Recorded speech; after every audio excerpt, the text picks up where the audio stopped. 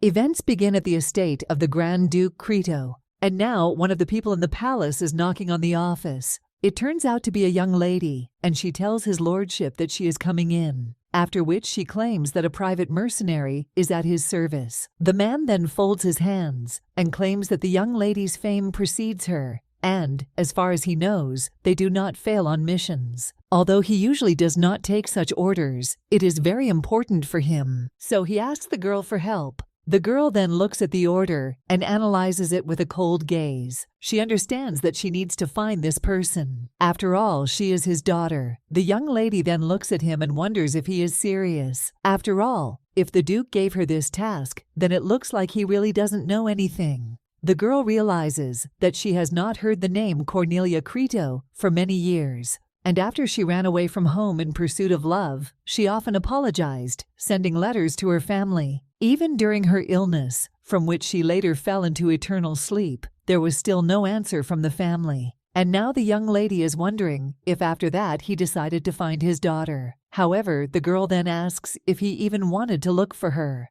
However, the Duke then does not understand what she is talking about and asks about it. But the young lady then asks why he never answered the girl he was looking for, and the man becomes even more confused and then says that she didn't send anything. However, the young lady says that she is very sorry, but Cornelia Crito fell into eternal sleep, after which the main character screams that the goth girl sent letters asking for forgiveness and plunged into eternal sleep and never received an answer. However, the man then almost shakes and asks if the girl is saying that Cornelia is no longer alive. However, then she hears someone clapping their hands and then turning around and looking there. The man who does this says that they have finally met, but the Duke only asks what Daniel is doing there. However, the man, with the help of a servant, lights his cigarette and claims that he believes they did not properly introduce themselves to each other. And after all, the girl is his granddaughter. After which the man asks if his brother wants to hug her. However, the Duke then asks in shock what he is talking about.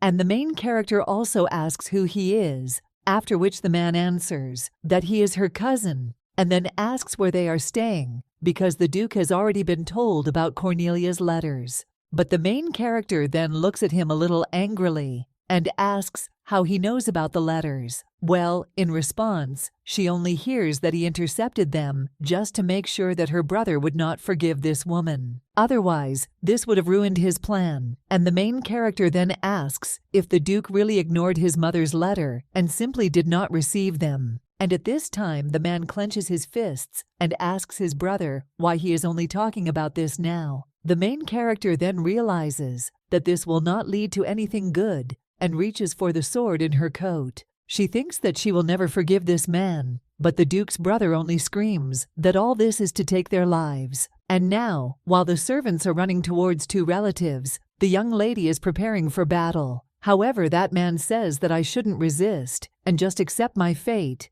because then it will become easier for her. The young lady's grandfather then screams for her to run away because there is no need to fight for him. However, the main character only asks his lordship if he loved her mother, and the man then claims that she was everything to him, and he never held a grudge against her, after which the main character waves her sword and says that this is enough for her. But when the girl tries to put one of them into eternal sleep, she is suddenly surrounded, and one of the mercenaries then points his sword at her and then plunges it into the girl. And the main character at that very moment realized that this was her end, and the girl was never able to avenge her mother. After which the young lady begins to lose her strength, and when she falls, she thinks only about her mother. The young lady understands that her body is so heavy, as if she is drowning, and she was never afraid that she would plunge into eternal sleep, but she was afraid of not avenging her mother, and the young lady thinks that she would be given another chance. However, at the same moment her hand trembles, because this is not the first time someone is calling her. The young lady tries to open her eyes and thinks that this face is very familiar. And when Mirabelle can already look normally, she sees that it is her mother, after which the girl immediately jumps out of her bed, and he hugs his mother and then, in shock, asks if it's really her. The woman is then a little puzzled by her daughter's behavior and asks if something happened and if she had a nightmare. After which she also asks if the girl is okay, and she replies that yes. The young lady also realizes that the face is all so familiar. Well, something is clearly wrong. And when the young lady looks at her hand, she wonders if her palms have always been so small. After which the girl suddenly comes to the realization that most likely she has shrunk. And the young lady then turns around and, still perplexed, goes to the mirror and then looks at her reflection. But when a girl does this, she only has more questions, after which she turns to her mother and asks how old she is now. The woman then wonders if everything is okay with her daughter and worries a little about her. Then he asks what this girl is talking about, because yesterday she turned 9 years old, but the main game still doesn't understand me. What's going on? But a little later, her mother tells her everything, and the girl just eats the food on both cheeks, holding out another spoonful of delicious soup to her mouth. The girl realizes that she really plunged into eternal sleep. But for some unknown reason, she returned to the body of her 9-year-old self when her mother was still alive. But it is not clear to the main character who or what sent her to the past. However, the main thing is that she was given another chance. First, she had to find a medicine to cure her mother. And there were only a few months left before she left this world. And now, as she continues to eat, the girl understands that in a past life, she had to watch her mother plunge into eternal sleep, and she could not do anything. However, she thinks that this time things should be different. And the girl also understands that now the desire to avenge her mother should have burned in her even more. But her goal has changed, and the man spoke sincerely when he asked to find his daughter. 3 of them turned out to be victims deceived by that man named Daniel. And the main character now strongly thinks that the time has come for revenge.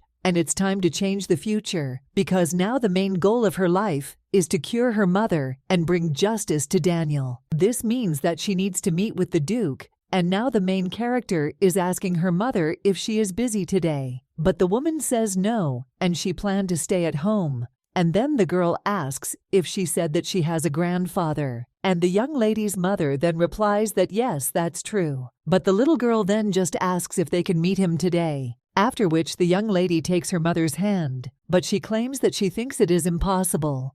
After all, she did something that he could never forgive her for. And the main character at this time thinks, what if the woman cannot go with her? Then she must meet him herself, and the young lady has a schedule of caravans leading to the capital. So she just needs to slip there unnoticed. After her mother plunged into eternal sleep, the girl had to live on the streets, begging and avoid other homeless people. Therefore, now moving around unnoticed is not so difficult for her. However, the girl thinks that this will not happen again. And a little later, she already sees the inside of one of the carts and thinks that she can hide like that. After all, she just needs to throw a cloth over herself and ride off on a cart. However, then someone orders one of the workers to check the caravan before departure, to which he agrees. The main character then thinks that she is lucky because she was not noticed, but suddenly the girl realizes that there is something living in the cart and wonders what it is and whether it could be a rat. However, it turns out to be some man, because the young lady sees his shoes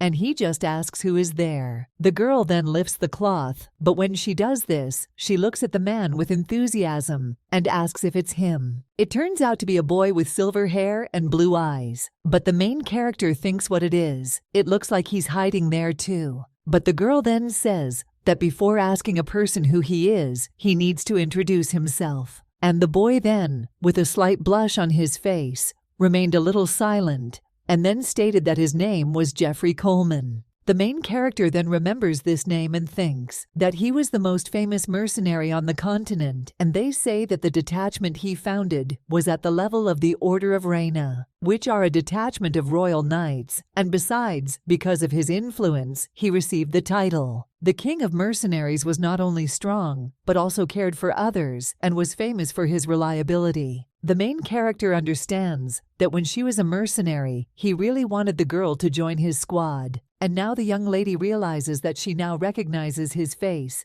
but the boy only asks if she now wants to tell him her name and asks why she is giggling. The main character then says that exactly, and she also needs to introduce herself. And then she says her name is Mirabelle Hale. The girl understands that her parents gave her this name, and it suits her perfectly. The boy then repeats the name and says that it is very beautiful, and the main character is a little surprised by this, but then widening the corners of her lips in a warm smile, says that she agrees with this. The boy then wonders why the little girl is hiding there, and the main character thinks that she should ask him because he is the future king of mercenaries. Well, the young lady claims that she needs a new free carriage to go to the capital. The family did not have a free one, and then asks, what about him? However, the guy then says that he is being chased by guards, and the girl then asks in shock how this can be, and why a little boy can be chased by a guard. The guy asks who the little boy is because the girl is clearly younger than him, and the main character understands that Jeffrey is 2 years older, and she has forgotten that she is no longer 26 years old. After which the girl apologizes and says that she takes back her words,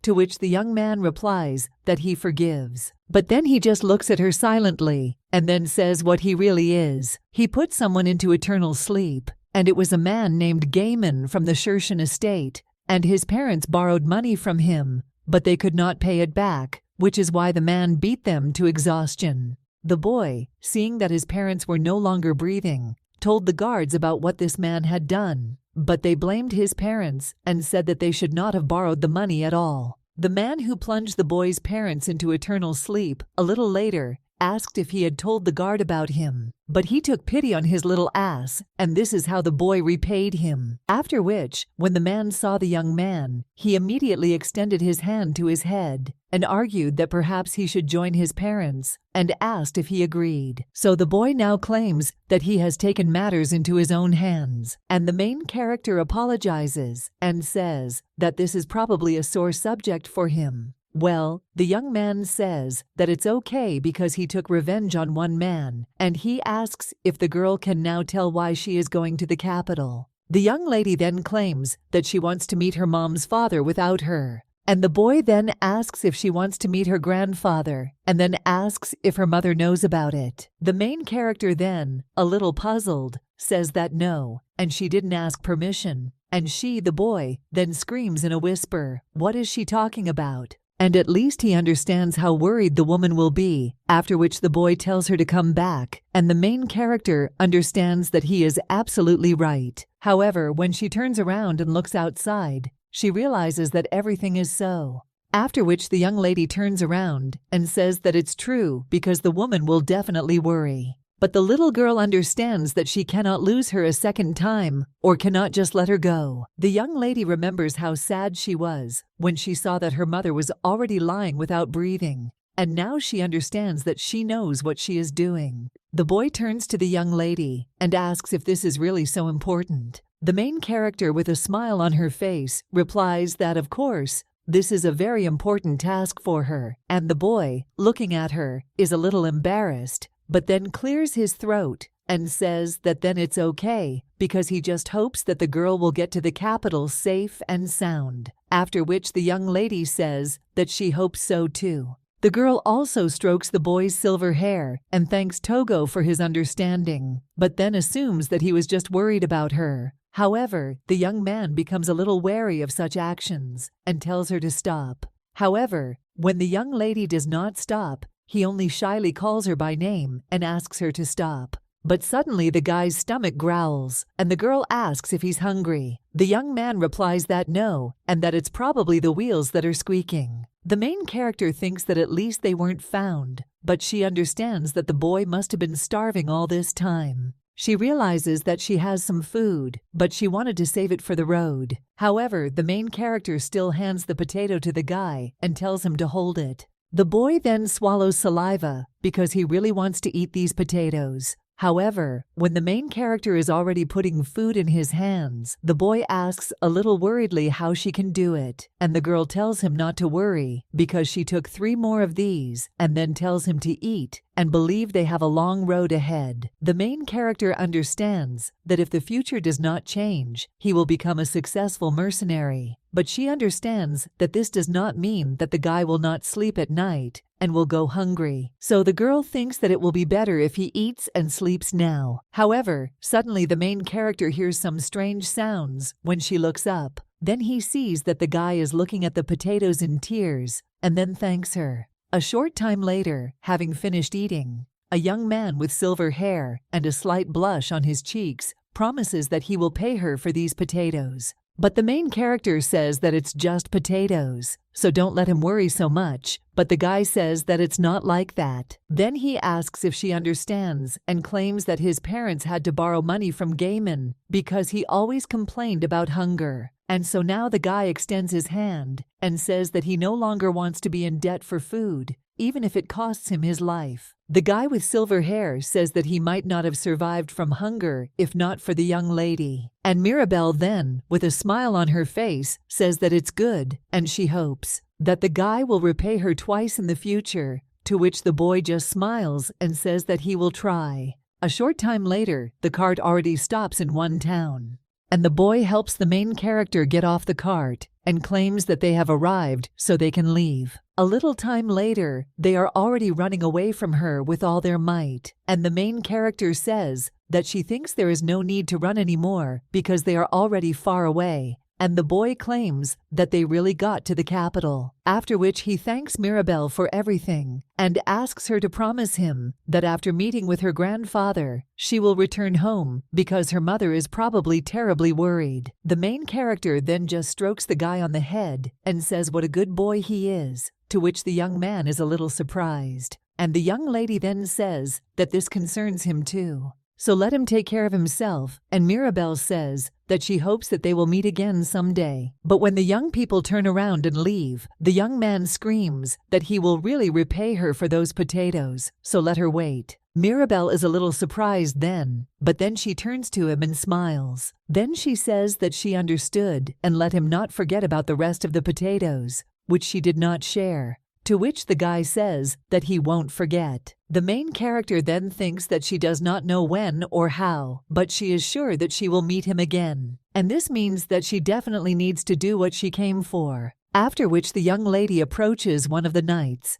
and apologizes, but claims that she would like to ask about the meeting with the Grand Duke Crito. The man then asks, a little surprised, if the girl is really going to meet Duke Crito, and the girl then only nods. But the knight claims that it is pointless to ask about this, but still decides to ask. What noble house does she come from? The baby then says that she is not from any, but she really needs to meet him. And the man then apologizes to the little girl and claims that his lordship is very busy with state affairs, so she needs to make an appointment in advance. Well, then one man comes up from behind and asks if they have any problems, and the main characters don't understand that this is a very familiar voice. The servant at this time turns to my Lord Crito and says that there are no problems, and this child said that she wanted to meet him, but he was just about to send her back. The Duke then says that this is an excellent job and then moves on. However, then the main character screams out her mother's first and last name. The girl understands that she urgently needs help,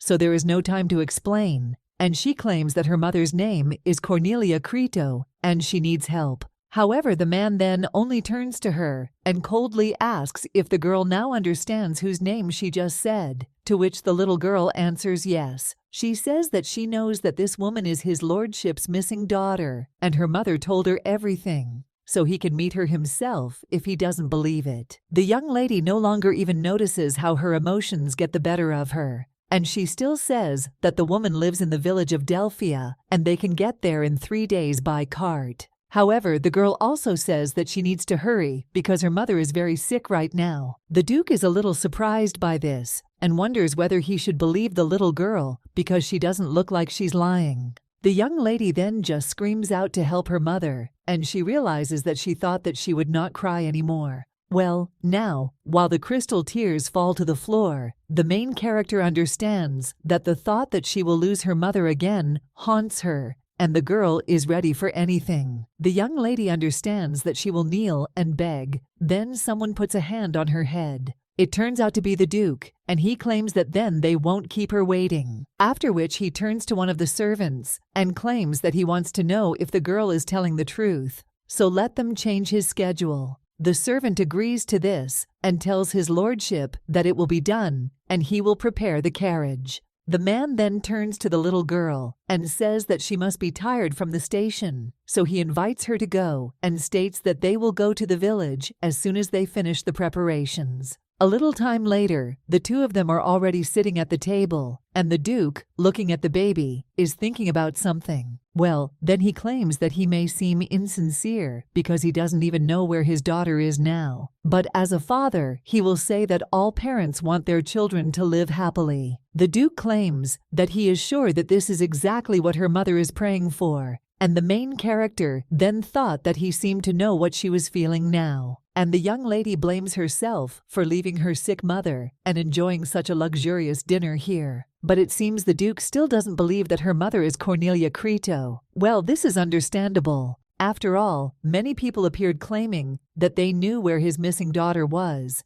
and each such false visit tore his heart into pieces, and now he is no longer able to trust people. Well, the main character thinks that his words were sincere, and the girl abandoned the Duke, as well as his home, to be with her father. And yet he prays for the woman's happiness and has been praying for exactly this all this time. And the girl understands that he is right, because her mother would not want her to return home hungry and sick, so she needs to eat. After which the young lady puts food into her mouth, and the Duke just calmly watches. A short time later, they are already getting into the carriage, and the Duke helps the girl get into it. The young lady, holding her grandfather's hand, thanks him, and a little time later, they are already sitting opposite each other in a luxurious wooden carriage. The main character, then looking at her grandfather, thinks that the Grand Duke Crito is much kinder than she thought, and he does not believe that Cordelia Crito is her real mother. But still, he decided to go with her on a long journey to her village, and the main character understands that she hated him all her life. But now that she knows the truth, the hatred has disappeared. And the girl then thinks that she even feels a little sorry for him. After all, the man missed his daughter all his life and finally fell into eternal sleep that day. When I found out that she was no longer alive, well, the main character then understands that before he called her as his child. And the girl realizes that it wasn't so bad to hear that. A little time later, when the two are sitting near the fire, the man claims that he would be very happy if there was a girl who really turned out to be his granddaughter. But he claims that he understands perfectly well that she overheard this name somewhere and decided to take advantage of it. He claims that he does not blame the young lady and knew about it from the very beginning, but he felt her despair and sincere desire to help her mother. But he claims that just the name of his daughter wounds his heart, and he has had this wound for many years. The man claims that nothing would have happened because of this if he had listened to her then. But now he claims he has no one to blame, except for yourself and your greed. And the young ladies understand that Duke Crito did not give details, but she knew what he meant. After all, Cornelia Crito was engaged to the current emperor James Bazet Castro. However, she fell in love with her personal guard Guile Houston and wished to annul her engagement to the emperor in order to marry Guile. But her desire was never approved, and in despair the girl ran away with her beloved. But the main character understands that, unfortunately, her father fell into eternal sleep in a battle with a demon in the forest, and her mother is raising her alone. However, Mirabelle understands that if it were not for Daniel's conspiracy, my mother's letters would have reached the Grand Duke. And now looking at a man who clearly feels mentally exhausted, the young lady places her hand on his and looks at the man a little worriedly. The Duke just smiles back at her and thanks her. After which he turns around and tells the girl not to worry, because he will be happy to help her and her family, even if her mother is not his Cornelia. However, the main character thinks that he is mistaken, and that her mother is the one he has been looking for all these years. So he will finally be able to see his beloved daughter, and this is what she wanted to say, but could not.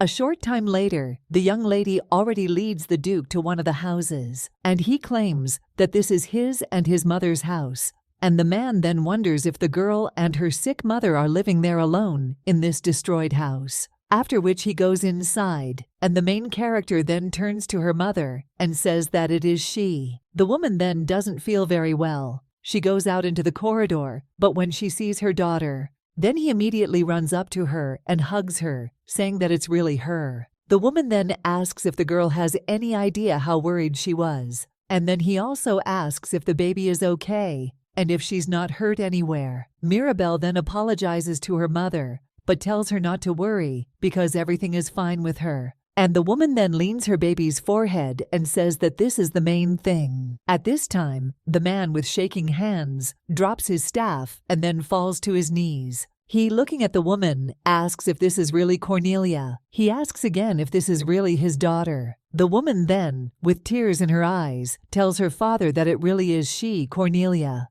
And then the man himself cannot hold back his tears and immediately hugs his daughter. The woman then apologizes to her father and says she is so sorry. The main character watches this reunion and thinks that now everything should get better. And a little time later, when they had already cried their eyes out, the Duke asks why the girl is there alone and where is Guile. And Cornelia then turns to her father and says that he fell into eternal sleep 4 years ago while protecting the village. The man then just puts his hand on his forehead and sighs heavily. And the woman then apologizes to her dad. But the man then says that this is not what he's talking about at all, and that it's just that the girl has been suffering alone for so long in such a place. After which he points to the baby and says that Mirabelle said that she was very sick, after which he asks if this is true. And the woman then remains a little silent and thinks about whether it is worth talking about it, but still decides to tell the truth and claims that it is so. The man then claims that she should have come to him right away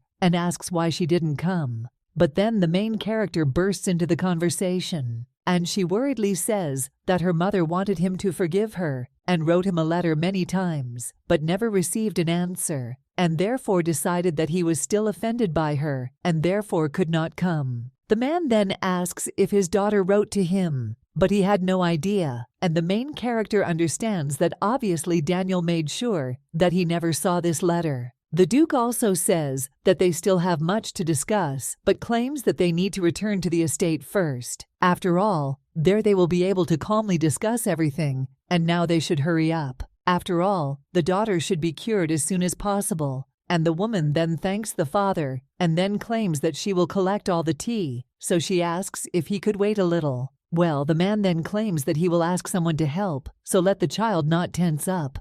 A little time later, the woman turns to her daughter and asks if she can come there for a second, after which the main character turns around and comes closer. And the mother asks if the girl brought her grandfather there because she was worried about her, and I believe the little girl is so brave. So now she thanks her and apologizes for putting such a burden on her. But she claims that next time the baby should not do anything so dangerous because she is obliged to take care of her. And Mom claims that nothing is more important to her than Mirabelle's safety, to which the little girl answers well, and she understood. After this, the woman already leaves the house with the box, and the Duke then says that she should have given everything to the footman. Well, the woman then claims that these things are gala, and she wants to carry them herself. Also, they are not that heavy, after which the Duke says that only if she wants it, to which the woman thanks him, and the main character is heading somewhere at that time. The man at this time says that the carriage is waiting for them at the entrance to the village, and the main character understands that she needs to leave them. The woman then turns to Mirabelle and says that's why her hands are full. Let her take her grandfather's hand,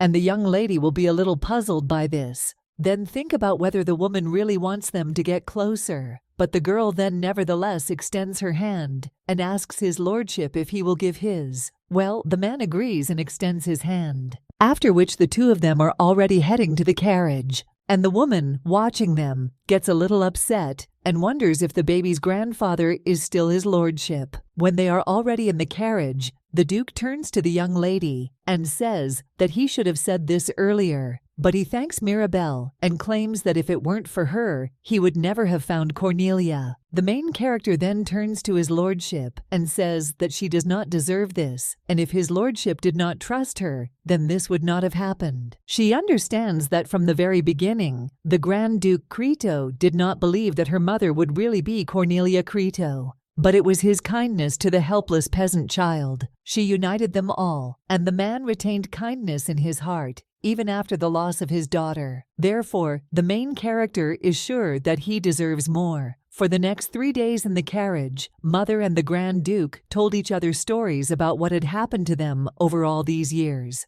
Mom talked about how she loved her father and why she ran away, and also about how she blamed herself all this time. In turn, the Grand Duke said that he understood a lot, and selfishness, as well as greed, drove his decisions, but he greatly regretted it. And although they lost each other for many years, the meeting was quite pleasant. And a little time later they were already near the estate, and the main character, heading towards him, understood that now they would live there. The girl also understands that she must cure her mother and change the future.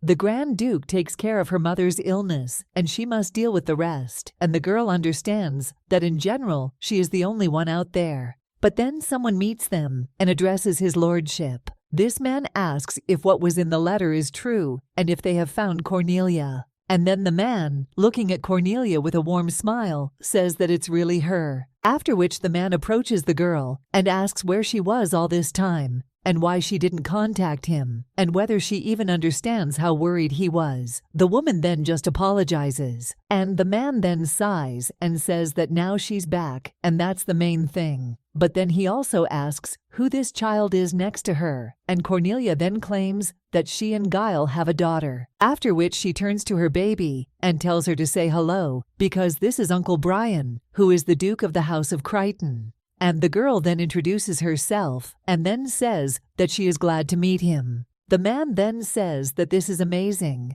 and the girl is so similar to her mother, and it's very nice to finally meet Mirabelle. Therefore, the man claims that from now on she can call him uncle, and strokes the girl on the head. After he pulls away, the young lady touches the place where he has now touched, and the man also claims that he actually has a son about the girl's age. After which he turns to Elliot and tells him to say hello. After which the boy comes a little closer and says that he is glad to meet his aunt. He also states that his name is Elliot Creighton.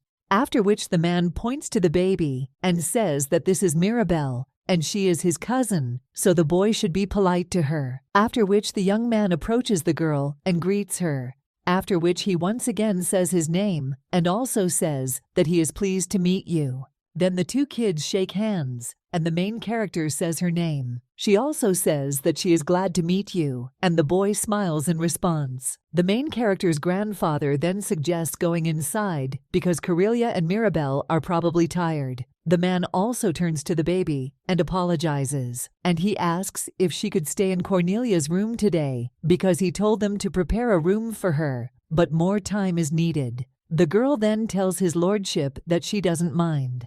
And the mother then turns to the baby and says that she is tired. Mirabelle claims that she is fine, and in any case they can rest a little. The woman then says that, and even then they can go inside, because mommy will sing her a lullaby. The main character then thinks that perhaps she was mistaken about the Cretan house, because the people there are much kinder than she expected. A little while later, while the birds are singing on the street, the doctor looks at the young lady's mother, and their duke asks what's wrong with his daughter. The priest then states that she will need therapy and treatment for 3 months. The main character understands that the Grand Duke summoned the high priest from the temple of Dana to treat her mother's illness. Goddess Danua is the mother of all gods, and the priests who serve her are endowed with the ability to heal people. But even with an experienced high priest, healing her mother will take 3 months. But the young lady will then have a little trouble deciding whether her mother will be able to fully recover. And the Duke at this time asks the priest if it is possible to completely heal the woman. But he only says with a smile on his face that his lordship does not doubt that after 3 months of treatment,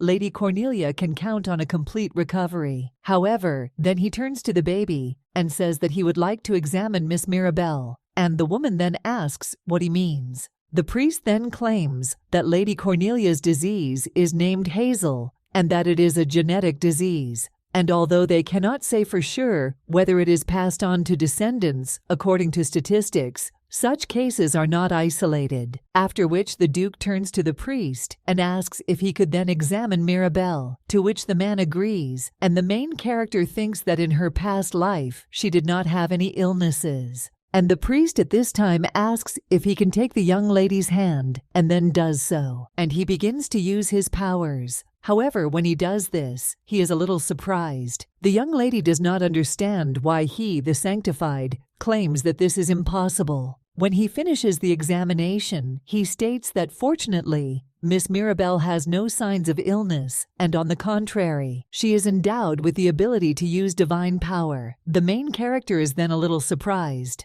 and the priest then turns to Miss Mirabelle and asks if she would like to visit the temple someday, or if the girl can use divine power. The main character is then a little puzzled, wondering if she really can use it, and if something has really changed in her when she traveled to the past, because before she had nothing like this. The young lady then turns to the priest and asks if this means that she can heal people, like he and even her mother's illness. The priest then claims that her mother's illness is quite rare and difficult to treat, but he is sure that one day the girl will be able to cure her too. The main character thinks that if only she had acquired this ability earlier, she would never have allowed her mother to so helplessly fall into eternal sleep. After which the young lady clenches her fist and thinks that this time she will save her. And the girl then turns to His Holiness and also claims that she will definitely visit him. To which the man replies that this is wonderful and he will wait for her in the temple. That same evening at the table, the Duke says that, thank God, the disease is curable,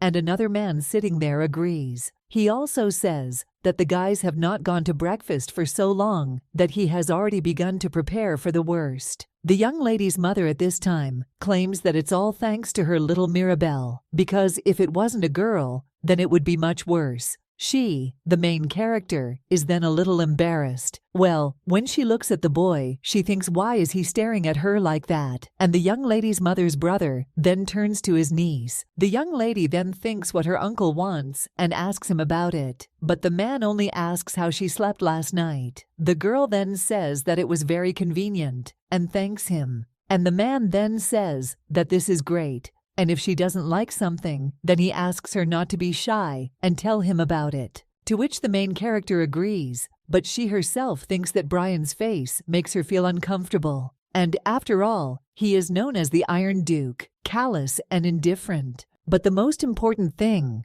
was what she saw during the expedition to exterminate the demons. And these were his eyes, thirsty for the scarlet liquid, and the cruelty that emanated from him after he dealt with the demons. Young ladies still cannot forget that Iron Duke. The man now claims that the baby looks like Cornelia as a child because she is such a pretty and such a smart girl. She made all the way to the Crichton mansion on her own. The main character thinks that he praises her like a chatty grandmother, and the man continues to talk and claims that he is talking about this not only because she is his niece, but in fact, he would gladly boast to the whole world about how incredible he is niece. However, suddenly the man addresses her in a slightly gloomy tone, and the main character then wonders in shock what happened. But her mother's brother then asks a little puzzled if it's hard for the little ones to communicate with him, to which the girl is a little puzzled. But the man then claims that nothing can be done, and she didn't even know that she had an uncle.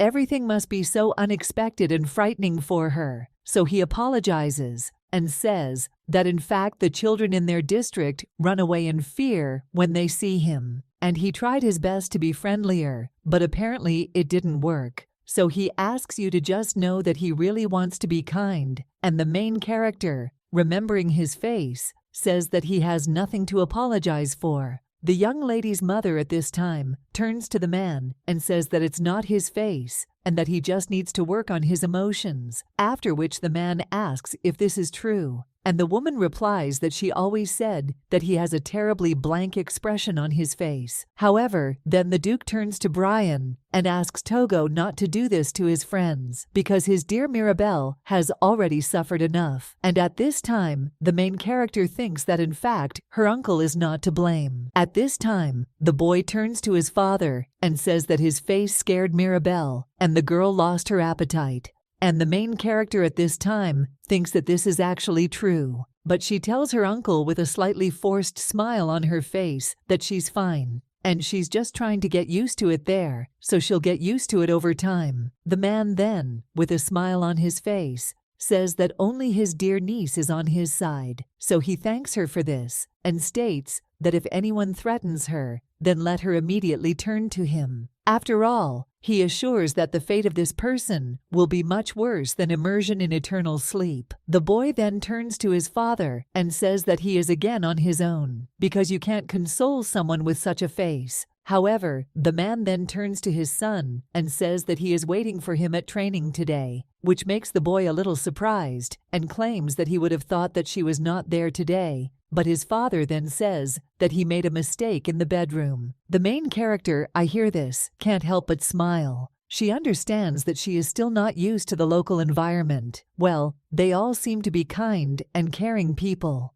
While the young lady is looking at the interior of the mansion, the Duke turns to his granddaughter, calling her darling. And the main character thinks that she just can't get used to him calling her beloved or darling, although in a past life she considered him her sworn enemy. The man now asks that maybe the baby wants something, and if so, let her just tell him. Then he asks if he wants to know what she wants, and the man claims that he never had the opportunity to pamper his other granddaughter, and he missed out on a lot, so he doesn't know where to start. So he asks her to tell her what the girl dreams of. The young lady then thinks that her mother's illness will soon pass, but it's too early to remember about Daniel, and nothing comes to her mind. However, then the main character suddenly remembers something, and she thinks that it would be great if she could help Jeffrey, and at least he would become the king of mercenaries on his own. Well, she doesn't want the guy to live through all this in this life, so the little girl understands that if she helps him now, perhaps he will return the favor in the future. However, then the young lady looks a little thoughtful, and the Duke turns to her asking if something is wrong. The young lady then asks for forgiveness, and then claims that there is a boy she met on the way to the estate, and although they were together for a short time, they became closer over the conversation. The girl also claims that she seems to be stalking him, and then asks the Duke if he could help him. The man then says that it's clear, after which he asks if the baby knows his name or any information that can help find him. The main character then replies that his name is Jeffrey Coleman, and he is from Sharon. He is only 2 years older than her and has silver hair as well as blue eyes. The man then says that if the boy was 2 years older than her, that means he is 11, and he is so young. But the man claims that he is sure this is some kind of misunderstanding or misfortune. Then he claims that he will take care of it, and if everything goes smoothly, they will stop looking for him. The main character then thanks his lordship with a smile on her face, and she herself thinks that thank God he agreed to believe, although this will definitely help Jeffrey a little. But then she sees the Duke putting his hand on your heart and is a little surprised. And the man then turns to Cornelia and says that late last night they received a letter from the Emperor, and he has no idea how he knew about her return, but asks to visit him as soon as possible. The woman then thinks about the Emperor and then asks, does the father mean James Bazette Castro? And most likely it is him. After all, because of her, the man suffered terrible humiliation, and she could not predict this. After which the young lady's mother states that she would like to visit him tomorrow, and her father claims that if the girl allows it, he will inform them. Cornelia then agrees and once again apologizes to her father for all the suffering she caused him, and also apologizes to her brother and claims that she is sorry. However, the Duke then turns to his daughter and claims that this is not necessary because they are immensely glad that Cornelia returned home safe and sound. After all, he supports his father and says that if the girl wants, that he will accompany her during her visit to the Emperor, and the woman then, with a smile on her face, thanks him for the proposal, but claims that this should only be between the two of them. The main character, looking at her mother, thinks that it is so nice to see her smile again. But then, looking at the cake in her hand, the girl thinks how delicious it is, and it's completely different from the ones she ate in a past life. At this time, the young lady's mother turns to her and asks if the little girl likes egg tart, to which the girl agrees. But then the Duke raises his hand and asks if they heard. After all, his granddaughter demands more egg tarts, after which the servant tells his lordship that they will bring them right away, and the main character is a little puzzled, wondering what he is talking about. After which the young lady already sees 3 plates with goodies in front of her. Well, she turns to his lordship and says that it was not worth it. However, the man then, with his bright smile, asks if she would like more cakes, because if so, let her enjoy it. The man also tells Mirabelle that if she wants anything, he will give her everything. After which the young lady with a smile on her face begins to eat the delicious food. A short time later, someone tells the young lady that they have prepared a dress especially for her. And the main character then thinks that the dream is becoming a reality and her mother is alive.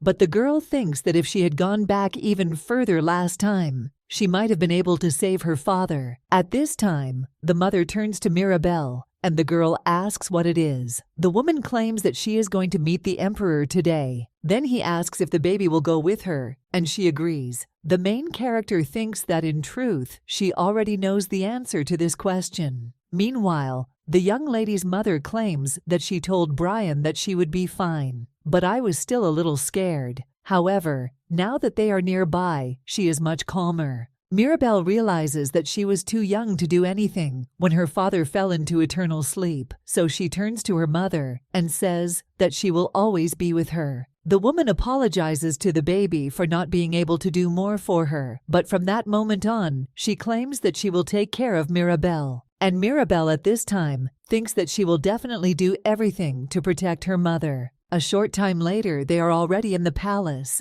and someone turns to Lady Cornelia. The woman claims that she is glad to see Tennervan again, after which the man kisses her hand and says that he received news of her return, and also asks how she is doing. The young lady's mother says that's not bad and thanks him, but claims that it looks like he was promoted in her absence. The man then tells Milady that it's all right. He commands the royal guard, so he asks to be allowed to escort her. After all, His Majesty is waiting, and a little time later, the knight already informs His Majesty that Cornelia Crito has come to see him, so let her in. The woman then looks a little tense, and the main character wonders if she is okay, after which the door to the room opens, and the main character sees His Majesty, after which she and her mother come in and greet His Majesty. But the man only says that Cornelia was late, and he was still waiting for her then, in Vanessa's garden, and waiting for her now. The young lady's mother looks a little puzzled, and the emperor is now asking if she couldn't visit him at least once.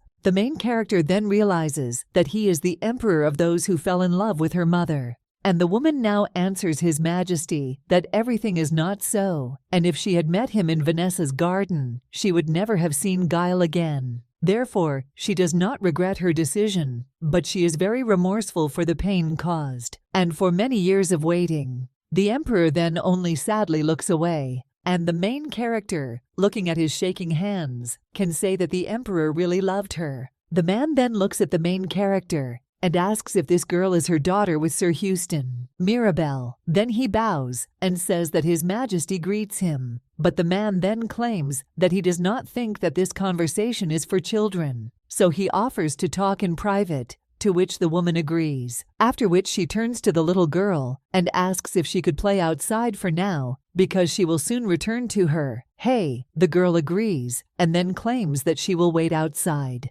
After which the young lady leaves the room and thinks that the emperor seems to value her, and it doesn't seem like he will do anything bad to her. However, then the young lady hears someone scream as she looks ahead. Then he sees that it is a boy with black hair, who is now screaming that the girl appeared out of nowhere. The main character realizes that this hair and its color remind him of someone, and the maid at this time asks if His Highness is okay. Prince Adrian Castro, a boy, when he asks a young lady who she is, and the girl should be glad that he was not hurt. But now all his clothes are dirty. The main character thinks he's cute, but what a spoiled character he has. After which it greets His Highness and claims that her name is Mirabelle, and the girl herself thinks that he actually bears a striking resemblance to the emperor. The maid at this time turns to His Highness and says that the girl is the granddaughter of the Grand Duke Creton, and the boy then asks if the Crichton house really has another child besides Elliot. The main character then begins to leave and asks for forgiveness for the fact that she collided with His Highness, but says that it is a relief that he was not hurt, so with his permission, she will go. But the boy tells her to wait, and then asks who is there with the emperor now. and the young lady then asks His Highness what is wrong. But the boy then claims that the man who made the Empress cry is now in the waiting room, and for her sake, he will teach this man a lesson. The main character then thinks that she understands how this child feels. After all, the emperor and his old love are outside the doors of this reception room, and it seemed that he had not yet fully recovered. So of course, for the Empress this was a complete nightmare, and the boy ran there as soon as he saw tears in his mother's eyes, and she is very familiar with his feelings, because the boy is an attentive child and a good son, but still too daring. The girl then says that this is her mother, and she is now talking with the emperor, and the boy asks what she is talking about. The young lady then asks him to be calm, because her mother had no intention of upsetting Her Majesty the Empress. Well, then someone turns to Adrian, and the boy is a bit, and the main character turning around also widens her eyes in surprise, because she understands that this is most likely the Empress. The woman then turns to her son and says that he will only complicate the emperor's life and put him in an uncomfortable position. And Malta says that he came there because this man upset his mother, and this is unforgivable. The Empress then addresses Recoil and states that she appreciates his feeling, but there is no need for it. After all, in fact, something else upsets her. However, then the woman pays attention to the baby, and he asks who she is, and the girl bows and says that her name is Mirabelle. She is also the daughter of Cornelia Creighton and Gail Houston. The Empress then says that it's clear, after which she asks if the baby is waiting until the conversation ends, and if she wants to go with her, because it will be a little easier to wait for tea. The main character thinks that she is probably like an eyesore for the Empress, but still she takes her hand and thanks her. A little time later, they are already at the table with goodies, and the woman says that the baby has the appetite of her mother, because Cornelia also loved to eat a lot of sweets. Now she says that the baby should enjoy it. The main character then thanks Her Majesty, but then she notices the boy's slightly puzzled look, and thinks that this guy is just like Elliot, but a little different, and continues to stare at her.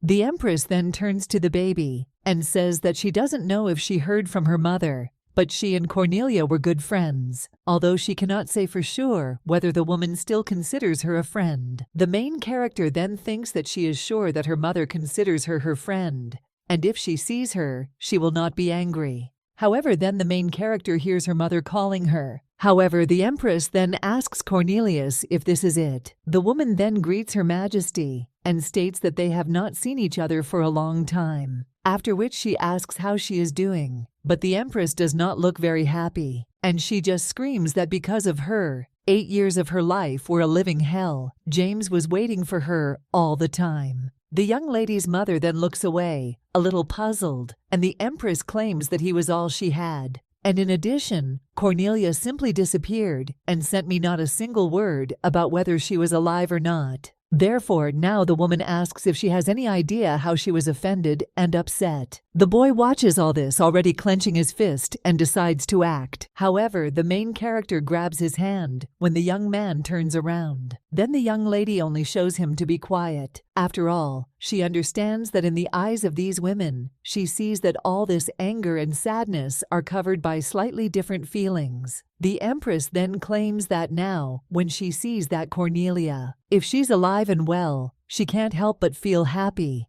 and it's amazing.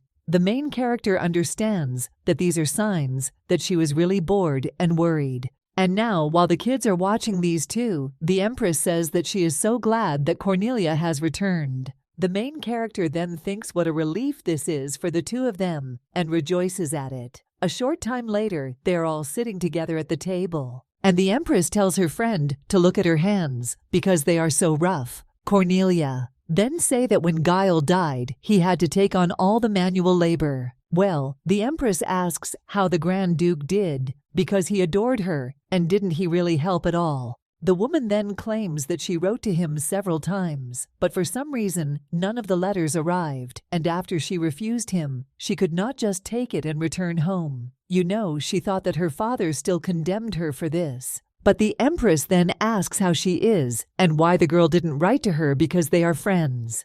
and the main character says that it would be arrogant on her part. But the Empress then only claims that she needed to think more about her. The main character now understands that after listening to their conversations, she understood why her mother and the Empress were such good friends. After all, Empress Mariana secretly loved the Emperor for a long time. And on the day when she decided to abandon him, the young lady's mother ran away with her father, leaving the Emperor and annulling their engagement. Fortunately, Mariana managed to take her place and contact the Emperor, whom she loved. But Emperor Castro continued to wait for his mother. Because of this, they got married only 2 years after the engagement. The love of women at Castro's temperature, her concern for the mother of the little league, and the dinner she experienced turned into a mixture of terrible misfortunes. Until Prince Adrian was born. The main character thinks that at least Prince Adrian is a good son. However, the girl still notices the boy's gaze on her and wonders when he will stop staring. The boy then asks if something is wrong and if she doesn't like cookies, and then pulls the plate towards her.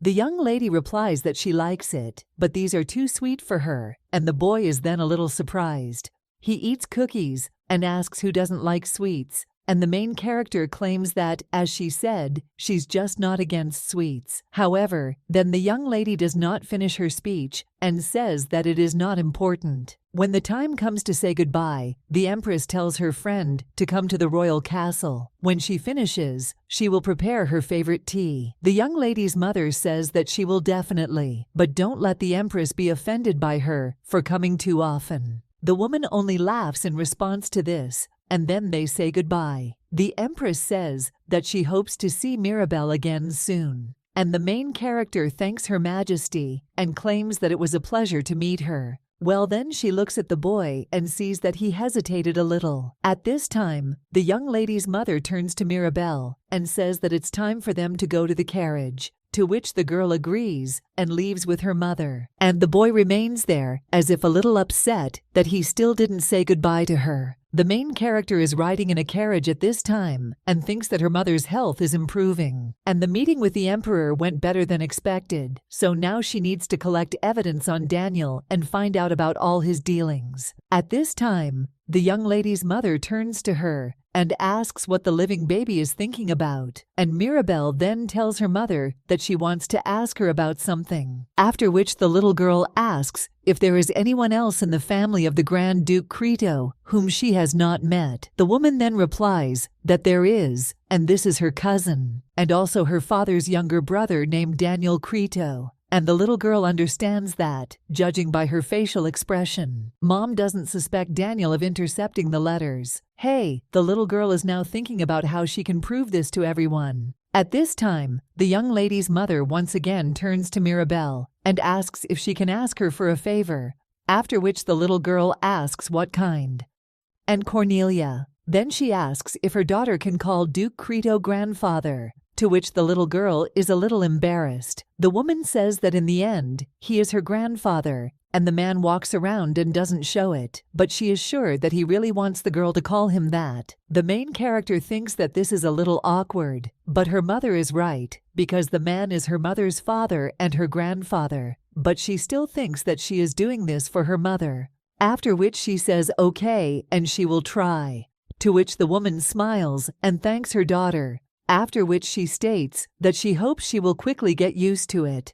A short time later, they enter the Duke's mansion, and the man meets them, and then asks if they met with the Emperor. The woman replies that yes, and everything went well. And the man then asks how His Majesty is doing and what they talked about. The woman then says that they talked about what happened in the past and how they felt then, and also His Majesty reacted to this with understanding, so the father has nothing to worry about. The Duke then sighs and says that thank God, but finally he can relax. Cornelia. Then she claims that last year Uncle Daniel promised to return, and she is sure that until then they will be able to rest a little. In Hertz, then he says that yes, let the daughter go upstairs and rest a little. The main character then turns to her mother and is about to address the man as the Grand Duke, but then falls silent, and she claims that she wants to tell Grandpa something, so let Mom go upstairs without her. The man then smiles and says that he will soon send Mirabelle to Cornelius.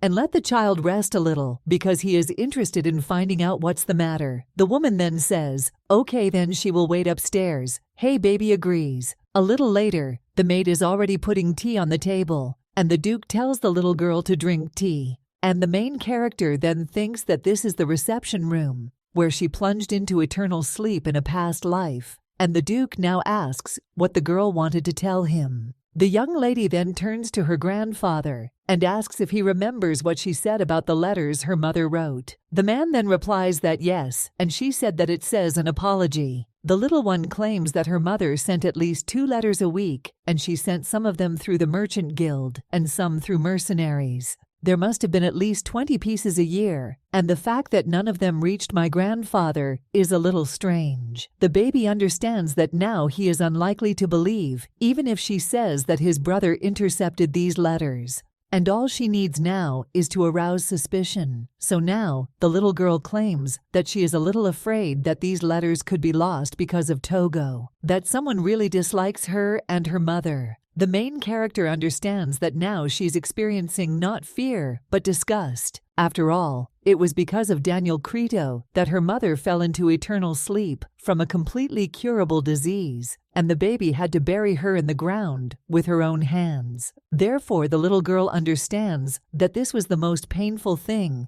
and she will have to keep her beloved mother buried under the cold, dark mud. Well, the girl understands that this will not happen again. Now the Duke says that it is indeed strange that so many letters were lost, but there is nothing to worry about because no one in this mansion wishes harm to either her or her mother. The baby then understands that there is no point in telling her stories from the future. Then the girl claims that this situation needs to be sorted out, and she would like to ask him about it as a granddaughter. After which the young lady rises from her seat and thanks her grandfather for listening. The man always says you're welcome and then tells his darling to go and rest a little. As the young lady heads towards her room, she thinks that she shouldn't rush because only a day has passed since they arrived at the mansion. And if you think about it, does Brian really not suspect, yes, EA, like the Grand Duke? But it's hard to imagine Brian as Daniel's accomplice. After all, he is the legal heir of the House of Crito and has the right to all the inheritance, title, and wealth. So there is no point in him taking Daniel's side because he will not receive anything, but will only lose. Additionally, Brian seems to be on good terms with the Duke, and it is more logical to assume that Daniel acted in secret so no one could notice his actions, not even Brian. The baby thinks that this is not so difficult because he spends most of the year on the front line, and so far, this is just a guess. But then the girl suddenly notices how the servants are whispering to each other. And when the main character listens a little, she hears Lord Crito being welcomed back. The man then takes off his hat and the main character. She looks at him with disgust and realizes that this is the same uncle. At this time, one of the servants helps the Lord undress. And then he looks at the baby who is on the stairs, and he claims that he does not recognize that girl, after which the butler claims that she is the daughter of Lady Cornelia. The man then says that he heard that Cornelia had returned. However, he did not know that she had a daughter. But the main character thinks what a liar he is because he knew this all along from the letters. This man's every breath is filled with lies. And now the Lord turns to the baby and says that he is glad to meet her and is also her cousin. After which he invites the little girl to come up to him and let her take a better look at herself. The main character is then a little silent and does not want to come closer to him. And the Lord then says that the baby is so shy. Well, he thinks that over time she will get used to him, and the servant claims that this is natural. After all, only a day has passed since the little lady arrived at the mansion. The man then turns to the baby and asks if she will at least tell him her name. After all, he is her grandfather's younger brother, and his name is Daniel Crito, and it's also nice to meet him. The baby just thinks that he smiles like any kind-hearted old man, and she would have done this if she had not experienced his cruelty in the past, because a man disarms people with his charm, and probably that is why Duke Crito never suspected him. The girl thinks that she should just play the child, after which she asks if this is Grandpa's younger brother. The man then replies that she shouldn't be afraid either. And the butler then supports him and says that this is so after all, Lord Daniel Creighton is her cousin. After which the main character claims that her name is Mirabelle, and the man then extends his hand and tells Madame Mirabelle that he is glad to meet her. However, the main character, seeing how he extends his hand, is very scared, after which she immediately steps back, but then she realizes that she made a mistake and thinks that only the thought of him touching her made her instinctively retreat. The man then looks at her a little surprised and remains silent, but then he just smiles and claims that he thinks there is no need to rush into getting to know each other, because now they will see each other much more often. He also claims that he still needs to see the baby's grandfather, so he asks if she knows where he is now. The young lady replies that yes. She also asks the Lord if she could be kind and take him to him, because this is very important for him. The servant then turns to their mistress Mirabelle and states that Lord Daniel seems to want to get to know her better. And the man replies that of course, and he hopes the little one doesn't mind. And the main character at this time just clasps her hands behind her back and doesn't know what he's up to. Many of them really don't want to do anything for him. However, she also cannot refuse and not cause tension. So the little girl says okay, and she will see him out, then turns around and tells the Lord to follow her. While they are heading down the corridor, the Lord claims that the baby is different from Cornelius. After all, as a child, she was always sociable, after which he asks if the girl is still getting used to the new environment. The servant claims that she needs time to feel at home, and he is sure of it. Lord D then says that this is wonderful, and the girl must have been lost because all her life she lived as a peasant, and now she finds herself in a mansion, and it will take at least several months for her to get rid of peasant sensitivity. However, the Lord also claims that she has a pleasant face, and with proper care, she will have many admirers. And it's good that her appearance won't hurt when looking for a husband. The main character then just sighs, and she thinks that it is difficult for her to listen to these outrageous and humiliating things. But she must remain calm because she needs to find the traitor who intercepted the letters on Daniel's orders and win the trust of the Grand Duke Kristen and Brian. After all, only then will she hide Daniel's plans and take revenge and also make him pay for everything he has done. So the little girl understands that time is not enough and there is no need to rush. For now, she needs to look for subtle hints or clues in his words. The man is now asking whether the son of Marquis Baev is now about 16 years old. And after all, a marriage alliance with their house would strengthen the position of the House of Crito among the middle nobility. The man also laughs and claims that Grace's house would welcome Mirabelle with open arms just for her beauty. But that's why they want so many bad rumors, so she's not the best candidate for matchmaking. The man also claims that Count Khalid's house is also not bad, and the main character at this time thinks how long she can talk about this because she cannot get rid of the feeling of disgust. The girl understands that considering potential suitors for a 9-year-old girl based on status and wealth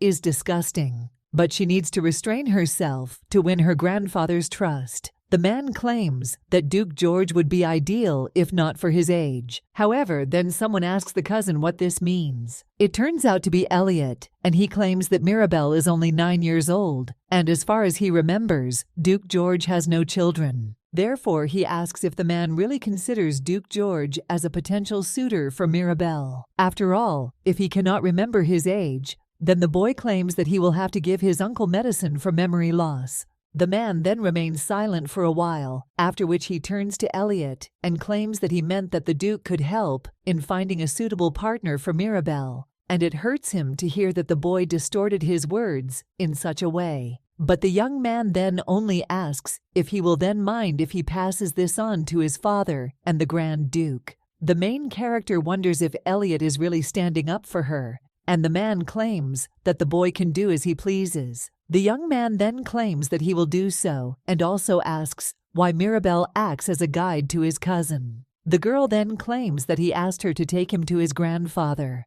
but she herself understands that she can no longer listen to this man's dirty lies. The boy at this time claims that the only one who needs to be accompanied is Mirabelle, and the Lord only remains silent in response to this. The boy then turns to Mirabelle and claims that he was informed that her room is ready, so he will take her there because he is sure that Barden is quite capable of handling this himself, so he asks them to excuse him. And the main character, when she turns around, seeing the man's face, they understand that this is not the look of a loving uncle, and the languid gaze of snakes that have missed their prey. A short time later, the boy is already showing Mirabelle her new room. Then he asks how the girl is, and if she likes it. And the baby, sitting down on the bed, says that it is very soft and claims that she really likes the room. The young lady understands that it is difficult to accept this as a new reality, but she likes to have a beautiful and cozy bed. She also likes that there is someone here who will stand up for her.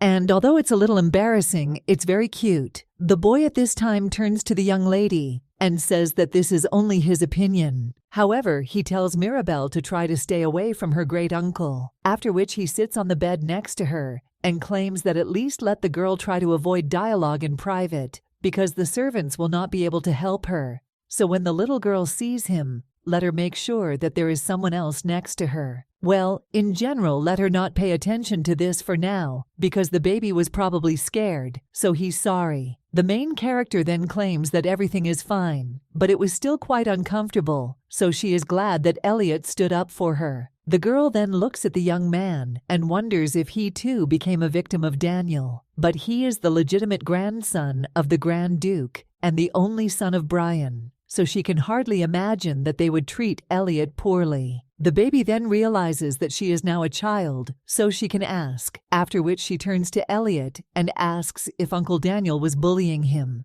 The boy claims that he and she are in the same boat, and the little girl then asks if he is talking about marriage.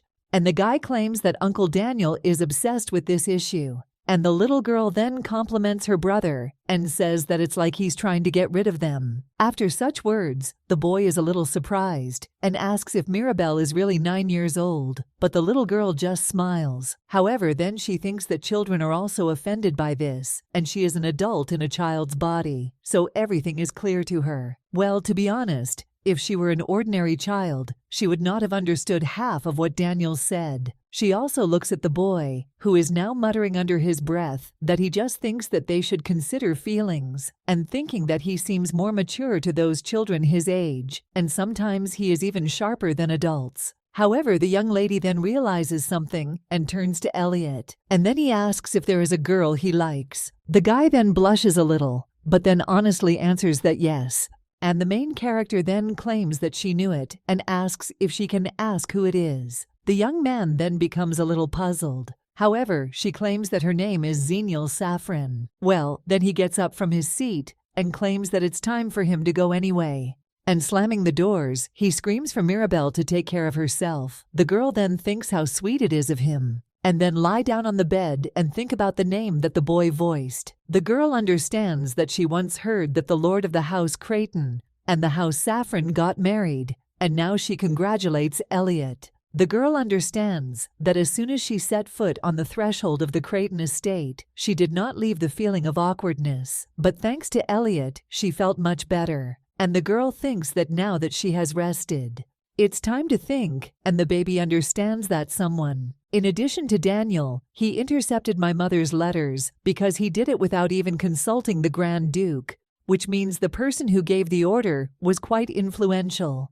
All these details immediately point to one person, and this is Steward Barden, who was expecting Daniel today. Judging by the way they talked to each other, it seemed that these two knew each other well. However, this is not enough to make him the main suspect, and if he is hosting guests, then it is not strange that he is working on Daniel. The young lady realizes that it is still possible that he is not the only one in cahoots with Daniel, so she must get acquainted with the staff of the mansion. The girl understands that, to some extent, one can understand why Daniel did what he did. And after all, Mom broke off the engagement with the Emperor, creating a giant schism between the House of Creton and the royal family. So even if Daniel becomes the Lord of the House of Creton, the royal family will not interfere. But the young lady then thinks what will happen if the relationship between Creto and the Emperor improves thanks to the return of her mother. because it is impossible to predict for sure. The House of Crichton is plunging into terrible danger for Daniel Crichton, and the Emperor and the royal family come to the rescue, and this would be the worst-case scenario for him. Therefore, the little girl understands that if it was because of this that he intercepted his mother's letters, then he was probably not mistaken. But now, the girl understands that her mother returned home safely and has already talked with the Emperor, so she hopes the thought of it haunts him at night. Well, the girl also understands that Daniel is not one to sit idly by, and he might try to get rid of the two of them under the guise of goodwill, so it's disgusting. The baby understands that she would have hit this bastard if Elliot had not intervened. However, then someone turns to them from the skin and says that the food is ready, after which he asks if she can come in, and the little girl tells you to come in. One of the maids then enters the room and is greeted by Madame Mirabelle. She claims that her name is Kalina Clovet. Well, the girl can simply call her Kalina, and the main thing is that the heroine says that she is pleased to meet Miss Kalina. The maid then claims that Mrs. Mirabelle can simply call her Kalina, and the main character then says that's good and thanks her. After which the woman points to another maid and says that this is Anita Leopel, who will personally take care of her. The maid then says that it is a great honor for her to serve Madame Mirabelle. The blonde then claims that she will also be with the mistress, but Anita will be a personal servant and will accompany the young lady wherever she goes and keep company. The main character then says that she is also glad to meet you. A little time later, when the main character is heading down the corridor, then someone turns to her, and it turns out to be her uncle. The man asks if the girl is heading to the dining room. The young lady looking at him calls him uncle. The man then leans over, opens the baby, and says that she's done well for escorting Cornelia to the royal castle. After which he asks if anything happened. But the little girl asks what, for example, after which the man, a little puzzled, says that it's nothing and let her forget about what he asked. After which he clears his throat and states that what is more important is whether he can escort her to the dining room. The main character thinks that this is surprising because a person who has destroyed many demons can hardly talk to a little girl like her. The man then says that it's not necessary if she doesn't want to, and the main character grabs his hand and says that not at all, and she and her uncle should go. Well, as they head out, the young lady looks at her uncle's face and sees that he's almost crying. After which the little girl asks, in surprise, if something happened and if he is crying. And the man apologizes and says that he is just very happy that he has such a charming and sweet niece. At this time, the maid hands the young lady a handkerchief, and the main character realizes that her idea of Brian has been turned upside down. The girl also realizes that after so many years of fighting alone, she has a reliable family, and everything seems more beautiful than she could ever imagine. The man at this time asks if the little girl met anyone in the royal castle, and if anything happened. He also asks if she would be so kind as to share the details with her uncle. The young lady claims that she met His Majesty the Emperor, but he wanted to talk to her mother alone, so she had to leave. She also met the Prince and Empress, and the woman said that she and her mother were good friends, so the little girl asks if this is true. And the man replies that, yes, they have been friends since childhood. The woman was more shocked than the rest when she learned about the disappearance of Cornelia with Guile.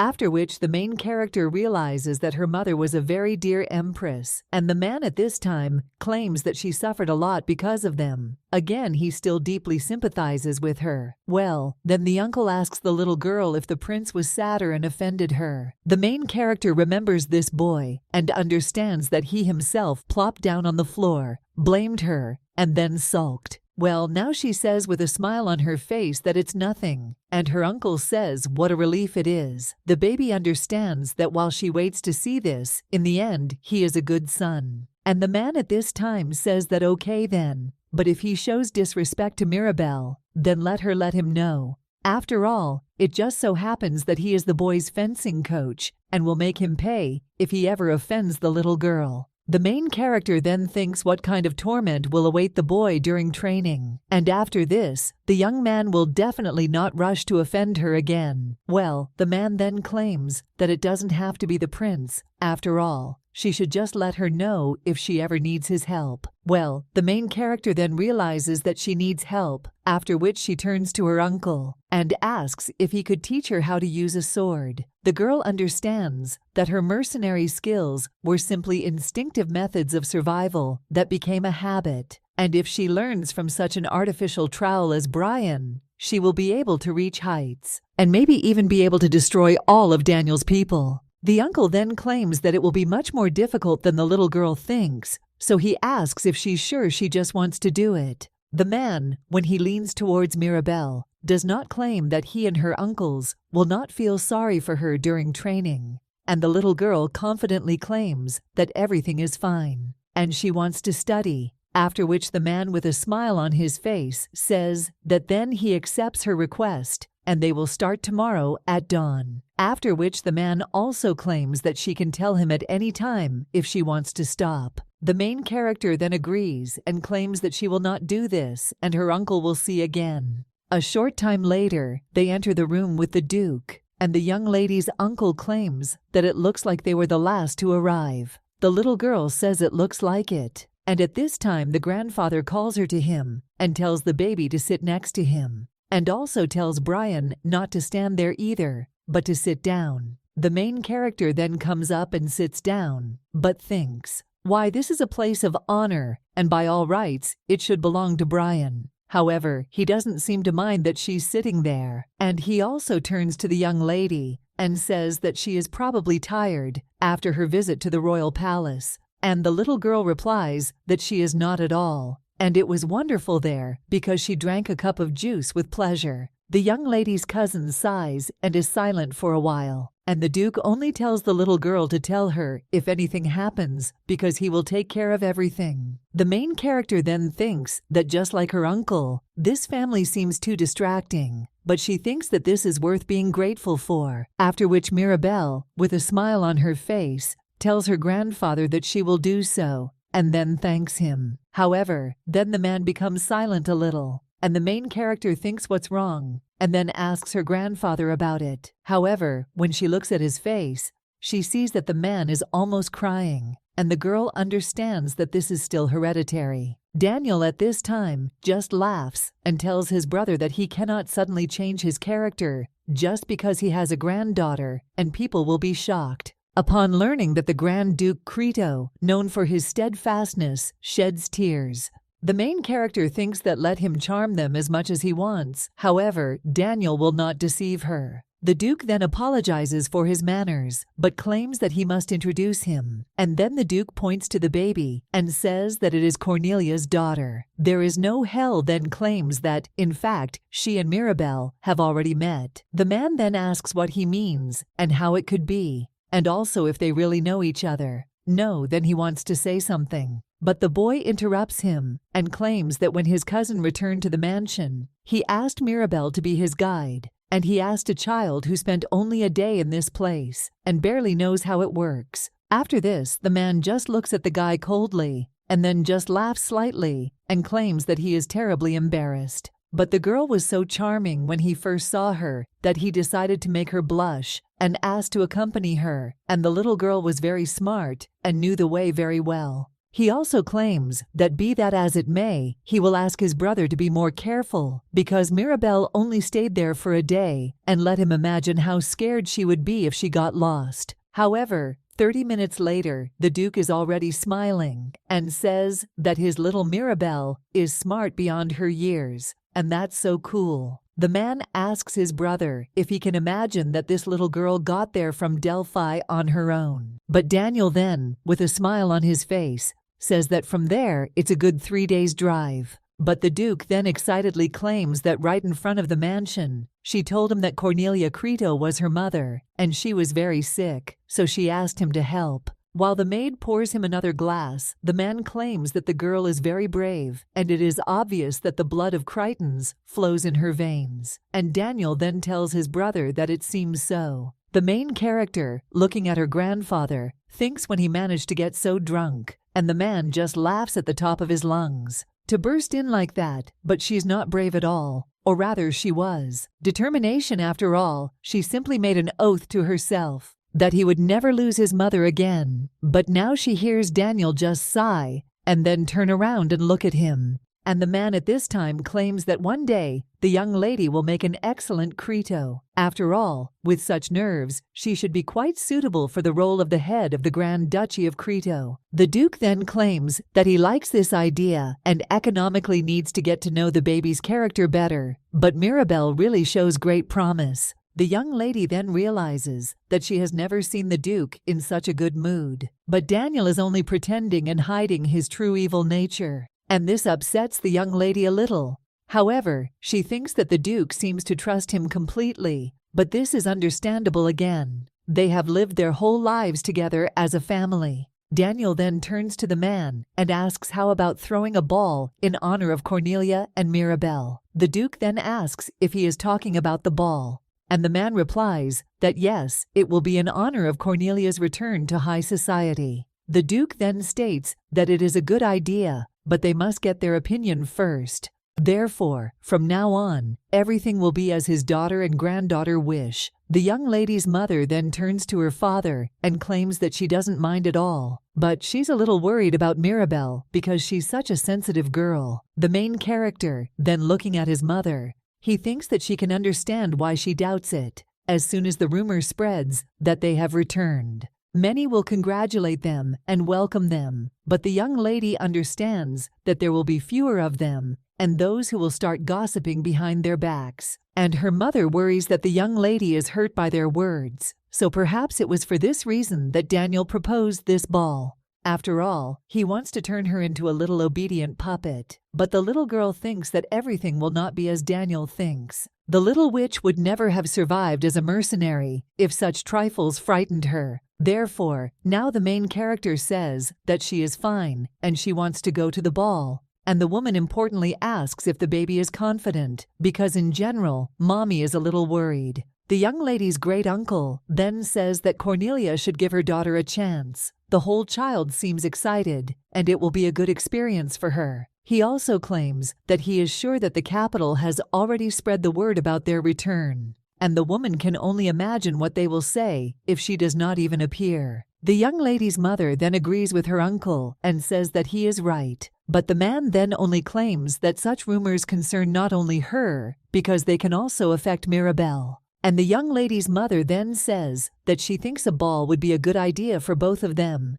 and the main character's cousin just grins. Ya then says that this is very good, and he will order the servants to prepare a perfect bot for both of them. Well, the little girl is just silent. She understands that she knows that this is a trap, and it is not easy for her to go for it. However, Daniel should not let his guard down either. And the little girl promises that everything will not be the same as last time, because she sees right through him. A little later, the maid turns to the mistress and says that she must be so excited. Well, the girl then doesn't understand what she's talking about and asks why she should be excited. The maid claims that because of the grand ball, there are only 2 weeks left. Well, the main character then claims that he's not coming soon, so as long as she doesn't worry about him. Hey, then the girl claims that her training will start soon. The maid claims that the riding outfit looks good on the mistress, and the main character then thanks her and says that later she will get suitable clothes for training.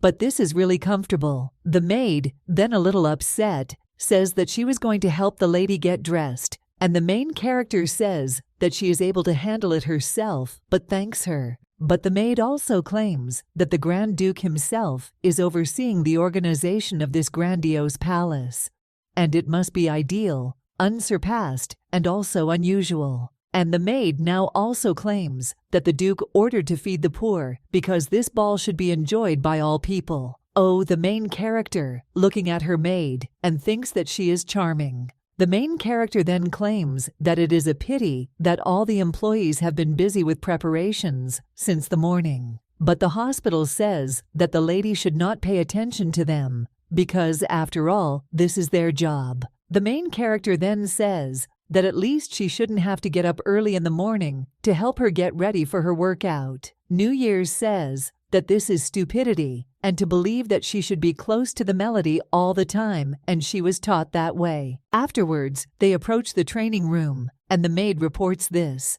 The main character then understands that she will learn from Brian Creighton himself and will become even better after his training. And again, she is sure of this. And also, as a nice addition, after she spends enough time with these two, who will be able to tell for sure whether they are allies or enemies, because someone from the mansion intercepted Mom's letters. And if they are allies, then she can get a little help from them. At this time, the boy approaches Mirabelle and greets her, to which the main character says hello to the boy. The young lady's uncle then also wishes the little girl good morning and asks if she feels tired. The main character replies that there is no man there telling her not to overdo it. After all, today is her first day, so they will start with stretching and let the girl watch and also repeat after him and Elliot. The man claims that stretching is the most important part of training because it helps to avoid unnecessary injuries, so let the little one never forget to warm up. And if she stretches after training, who will be even better? The man also claims that every day from now on, she should stretch before and after her workout. And when they are almost finished, the uncle of the young lady asks if she really has a pleasant feeling, but that the little girl agrees. There the man then offers to test her endurance. He also turns to his son and says that he should join her, after which the boy states that they will run one lap around the hall, to which the girl agrees. And then they start their race together. The man watches them, and the main character thinks that this is not surprising. And breathing heavily, she realizes that she has lost her form. The boy then asks if Mirabelle is okay, to which the girl replies that she thinks she is okay.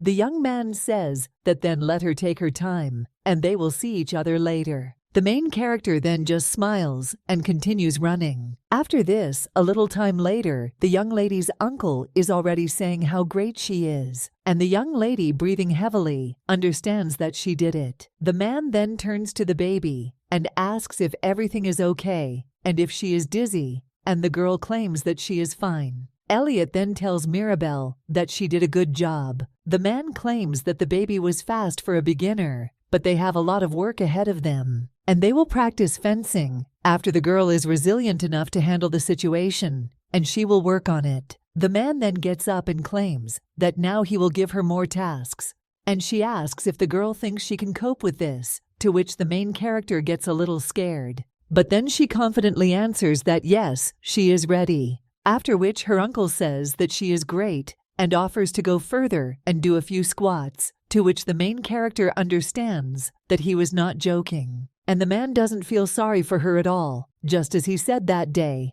A short time later, the main character collapses on the floor from exhaustion, and the maid then runs up to her in shock, after which he holds out a handkerchief and tells the mistress to sit down on it. But the main character just waves her hand and says that she is fine. The maid, when she asks if my lady is sure, well, the main character then notices her uncle's gaze on her, after which she immediately gets up and realizes that she needs to get up while she has the strength. The man claims that they will repeat these exercises every morning to improve her endurance, but he thinks that it will be difficult for the baby. The main character understands that she knows that to learn fencing, you need basic endurance, and besides, Uncle Brian spends time and effort training her personally, so she can't let him down. After which the young lady with a smile on her face claims that he was not worried about her because she could handle it. The young lady then bows and thanks her uncle for the lesson, and he extends his hand with a smile on his face. And he pats the girl on the head, saying that she's doing great, and today she behaved well. A little while later at the table, the Duke claims that he heard that the baby was training with Brian, and the man also says that he hopes it wasn't too difficult for her, but the girl claims that it wasn't at all, and it was exciting because she had fun, and she also claims that she wants to continue learning from him. The young lady's uncle then claims that it must have been hard for her, especially since it was only her first day, but the girl did not give up, And then the Duke says that perhaps the House of Crito will soon see another great swordsman in its ranks. Well, then someone asks if there is a need for a girl to learn to wield a sword. It turns out to be the young lady's cousin, who has just approached the table. The man sits down at his place and asks if it seems like that to his brother. But the Duke then only asks where Daniel was. Well, the men are told that he needed to sort out some matters. However, then someone asks what is wrong with a girl studying fencing. This turns out to be the main character, and now she claims that she knows many famous female knights, so judging by what she heard, they all started early. The young lady understands that she should have just let it go, but this man is getting on her nerves, and where he smiles like that now, and also claims that this is exactly how it is, nothing is impossible if you continue to try. However, the great uncle then says that it is easier said than done. Well, the main character then asks if he has never achieved anything, and the man then frowns and then asks what she said. The young lady then claims that she was told that people who belittle the efforts of others are people who have never achieved anything in their lives, and she apologizes and also claims that she did not mean that the uncle is such a person. The girl understands that he won't shout at the little girl at the dinner table while the Duke is watching.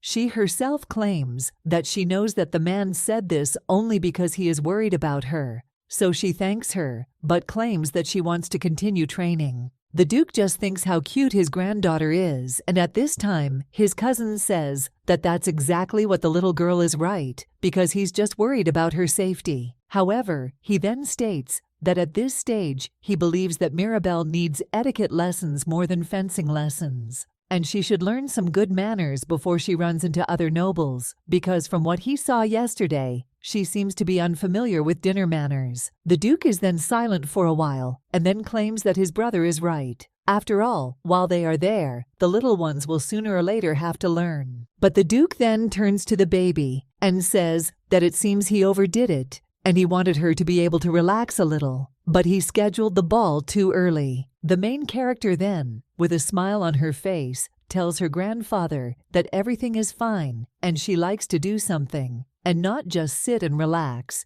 to which the man just smiles and says that his granddaughter is so clear. And then he turns to his daughter and asks if she would like to choose suitable teachers for Mirabelle. The woman answers this and asks her father to give her a list of candidates for these. She will take care of everything else, and she would also like to join Mirabelle in her training because she has not been among the nobility for so long that she is afraid that she has forgotten everything. The Duke then says that if she wants, then fine. And at this time the young lady's mother pats her on the head and says that Mirabelle still needs to visit the temple. The woman claims that she will be busy when she starts studying with the teacher, and if she has time, then let her go there today. The baby then replies that she has been meaning to do this for a long time, and she really needs to go today. The little girl also thinks that maybe she really can heal her mother's illness herself. After all, if so, she will do everything possible for this. Herseg then claims that it's good, and he will prepare a carriage for her after the baby finishes eating, and he is sure that no more work will appear for her, so now he wishes bon appetit. Well then, the main character notices how her cousin just looks at her coldly. A short time later, the girl is already setting off in a carriage, and she hears rumors that the Crichtons are going to open their food storage for those in need on the day of the grandiose fall. And this is because the Grand Duke's daughter has returned. The main character remembers what happened at the table today, and her mother asked if Mirabelle was sure that she wanted to study fencing. The girl answered that and asked why her mother was interested, and the woman then claimed that she did not want to dissuade her, but personally, she would not want the baby to learn to fight, and the girl then asks why. But their uncle bursts into their conversation and claims that this is all because of guile, after which he asks Cornelia if this is so. And the main character then thinks that everything is clear now, but then she puts her hand on her mom's arm and tells her not to worry. The woman then turns a little worriedly to her daughter, and the little girl only claims that nothing like this will ever happen to them again. And a little later, the young lady's mother was helping her wipe her face with a smile on her face. The main character understands that Gale Houston is a noble knight who sacrificed his life to save the village of Delphi as well as her father, and her mother was worried that she might end her life, just like him. However, the main character understands that in order to protect her mother, she is ready to offer all her strength. But then the little girl suddenly notices something on the street and is surprised. And then he hits the window of the carriage and tells them to wait a minute and see if it's Jeffrey. One of the servants then only tells the lady to be careful and asks her to sit down. The maid then tells the mistress not to lean against the glass, and the main character then claims that the boy has left. The maid only says that it is dangerous to get into a moving carriage, and the main character thinks what a shame it is. And even for a second she doubted what she saw, but Jeffrey was definitely there. The girl thinks that when she returns to the mansion, she will need to ask the Grand Duke Crito to find out how the boy is doing now. But the maid then turns to the young lady and asks if she can ask who Jeffrey is. The main character then claims that he is her friend, whom she met on the way to the capital. And Anita then claims that the lady must be heartbroken because they were ready to jump out of the window to see him, but they didn't even have a chance to say hello. The main character then says that she is sorry for making Anita worry, but she wouldn't say she was heartbroken. But I would rather say that an opportunity worth 2 potatoes was missed. A little time later, someone informs the lady that they have arrived at the temple, and the baby gets out of the carriage. The servant helps her with this, and when the baby is already in front of the temple gates, she understands that the moment of truth has come, and today she will find out. Will she have enough divine powers to heal her mother? The priest then greets the lady, and the female protagonist greets him back. The golden-haired man states that they are deeply honored by their visit and asks her to move on, after which he leads them to a large door and claims that it is there. And the main character thinks how huge this room must be, and beautiful. The priest then asks for farewell, but affirms that only Miss Mirabelle can go further, and the main character asks what is inside. But the man then claims that she will know when she comes in, and he, like all the other priests, went through similar things, so there is nothing to be afraid of. The main character then realizes that it sounds like a trap, and whether he wants her to go there alone, after which the baby turns to him and wants to refuse. However, when she looks at the priest, she realizes that even his gaze is so holy and pure that it is impossible to resist, after which the little girl agrees, and he puts his hand on the door. The girl thinks how she can open this giant one. However, she doesn't even have time to finish her thought before the door opens on its own, or the baby thinks that it's no longer important, after which the girl walks further through the room, in the middle of which there is a blue crystal. But suddenly the main character hears some sound behind her, and when she turns around, she sees that the door has closed right behind her, and wonders if she really needs to go further. But the little girl then thinks, what if he was one of Daniel's people and was just pretending to be a priest? Because then everything falls into place. Hey, the girl thinks she needs to leave before things get worse. But suddenly someone turns to the young miss from behind and tells her not to worry. The main character then turns to the man and asks who he is, and he claims that he is humble with the bow of the goddess Dwana, named Pleon. After which the man asks the young lady to sit down and claims that he has something to tell him. The main character, looking at how his staff flutters in the air, thinks that she knows this name. After which the girl asks if he is a saint from the temple of Dwana. The man then looks at her with a smile on his face, and then he just laughs lightly, and the main character thinks that he just grinned. But that's the feeling, that his voice echoes in her mind. But the girl thinks that she shouldn't be nervous because it's not yet clear what he needs. The man then claims that he suspected that the little girl knew who he was, and now it is obvious that they were looking for her.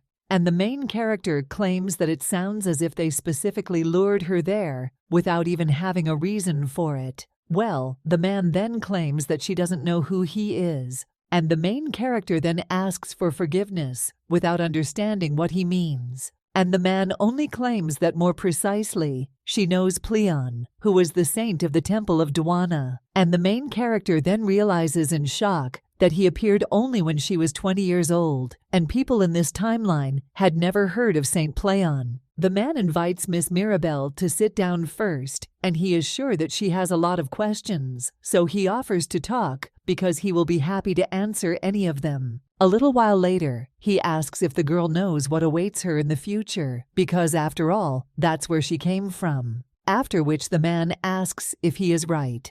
The young lady then replies that yes, but she does not know everything that will happen to her in the future, and he then smiles, and also claims that he has been waiting for her arrival for so long. The girl is then silent for a while, and then turns to His Holiness, and she says that she still doesn't understand, because she has too little information. The girl claims that she knows how to spend the night in the forest, how to ride a merchant guild's cart without paying, but she asks, what is the use of this knowledge, after all, if it should play an important role in some large-scale plan, using this information of the future? Wouldn't it be better if this place was taken by someone really worthwhile, and not by a former mercenary? The man then turns to Miss Mirabelle and claims that the creature that brought her back to the past chose her, after which he hands the young lady a pendant with a snake. And the main character, taking his hands, thinks about what it is. The man claims that this is a noble creature. It brought Miss Mirabelle there, and the girl then goes into shock.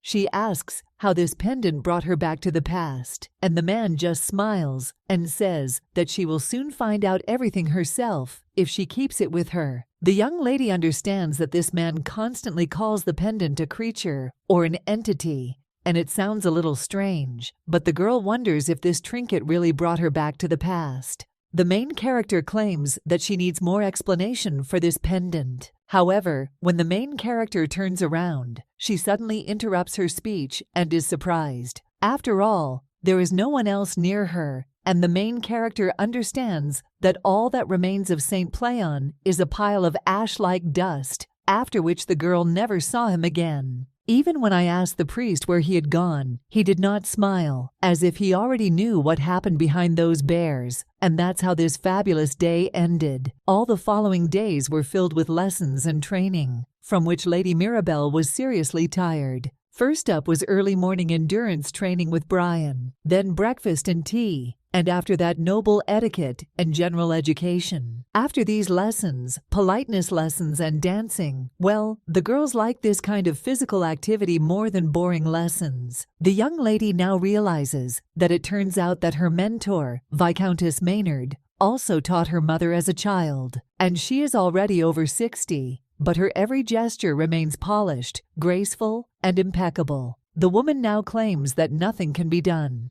and Lady Mirabelle needs to remember all the materials that she provided to her. So let the girl repeat them over and over again until she memorizes them. Oh, the main character doesn't understand that she compiled a dense curriculum so that even a person as far from social etiquette as she could master it in a lesson. The woman now claims that she would like to teach the girl perfectly, but since there is only a day left before the grand ball, their goal is to teach the girl to maintain a simple conversation. The main character understands that this woman is mercilessly crushing her, but nothing can be done. The principles of noble general knowledge of etiquette and everything else are especially difficult for her. The woman also claims that you should always answer quickly and clearly, and the main character agrees. And the teacher then says that the day after tomorrow, they will be able to take a more reasonable pace and work through the material better. And for today, it's all about general education, and the main character then thanks Madam. And when the girl leaves this room, she thinks that she is finally free from the clutches of Madame Maynard's general education. But the girl thinks that this needs to end as soon as possible, so that she can then see what Daniel is doing now. However then, looking out the window, the young lady realizes that, as Madame Maynard said, there is no need to rush. After all, in a past life, Daniel made his move after 14 years, and it will take some time before the worst possible outcome happens. Therefore, now, while the main character is walking along the corridor, she understands that the Grand Duke Crito himself will intervene if anything happens to her mother. And the main character then thinks, what else? The priest said that the pendant now belongs to her, but the little girl still did not dare to wear it because everything about it and that day was unusual. Well, the girl understands that she can't put it off any longer and needs to see it through to the end. Therefore, sitting in her room with the pendant in her hands, the little girl realizes that she should not be surprised, but it is still an ordinary silver pendant with wings, and the girl wonders if there is anything unusual about him. However, when he looks at the pendant, he wonders if the snake's eyes were open. But then, right in front of the young lady, the brave woman opens her eyes, and she is surprised. The young lady then wonders in shock if the snake is blinking, and she looks at the main character as if she were something unusual there. But the main character still thinks that this is simply impossible because it is, after all, a pendant. Well, then the girl hears someone's voice who claims that she has finally become a young lady who has heard her call. And the young lady then turns around and then wonders whether she imagined it or whether she really heard the voice of a little girl. However, young ladies still understand that there is nothing else in the bedroom. Well then, only the pendant remains, and looking at it, the young lady asks if he was talking to her, to which the answer follows, and the young lady is already looking in shock at how he glows, and also addresses her as a human child, and claims that everything is exactly like that. After all, he is the dragon guard of the goddess Dwana named Vivre.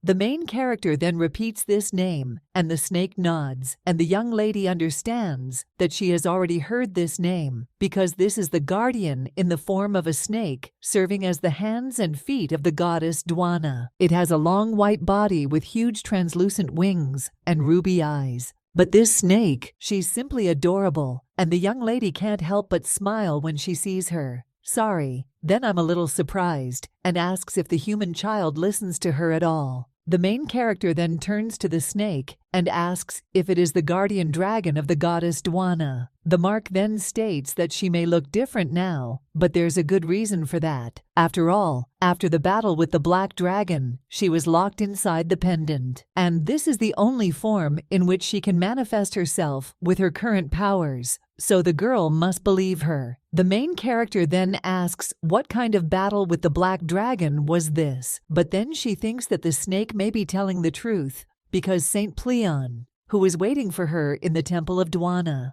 All this time, this pendant was called by living beings or mystical creatures living inside this trinket as a sacred dragon. Therefore, the main character now thinks that the fact that she returned to the past is sufficient proof of the existence of incredible phenomena. And frankly, it doesn't matter if this creature is not Vivre. After all, if this artifact really doesn't need her, then at least it won't cause her any harm. Therefore, the main character now turns to the snake and says that she believes it for now. Well, then she asks why Saint Pleon gave it to her, because he said that Vivre could answer all her questions. The snake then claims that yes, she has answers to all her pressing questions, and even about the reason why she returned to the past after she plunged into eternal sleep in a past life. And now the snake claims that the reason the girl was able to go back in time is because there are still traces of the black dragon Calypso there. Well, the main game then claims that she had never met him before, and the snake replies that of course she again plunged into eternal sleep before Calypso returned. However, she was plunged into eternal sleep by a person who was under his influence, and this trace of the black dragon remained in her. The main character then realizes in shock that the person who took her life was Daniel Credo. But the girl then understands that this is not yet certain, and the only thing she was personally convinced of was Daniel's plan to seize the Grand Duchy of Kryton. Therefore, the girl thinks that it is impossible to simply say that Daniel sold his soul to the Black Dragon in order to gain control over the Grand Duchy, because this is absurd. And besides, the main character now says that even if someone under the control of a Black Dragon twisted her eternal sleep, the order, and does not explain how she ended up in the past. Otherwise, everyone who plunged into eternal sleep would also return to the past. The snake, in response to this, only wags its head and claims that it was not Calypso's powers that revived it, and the main character asks what then. But the snake then claims that it was her, and she returned the girl to the past. The main character is then a little surprised and asks if she really did it, and Vivre answer that, and to be more precise, she and Pleon.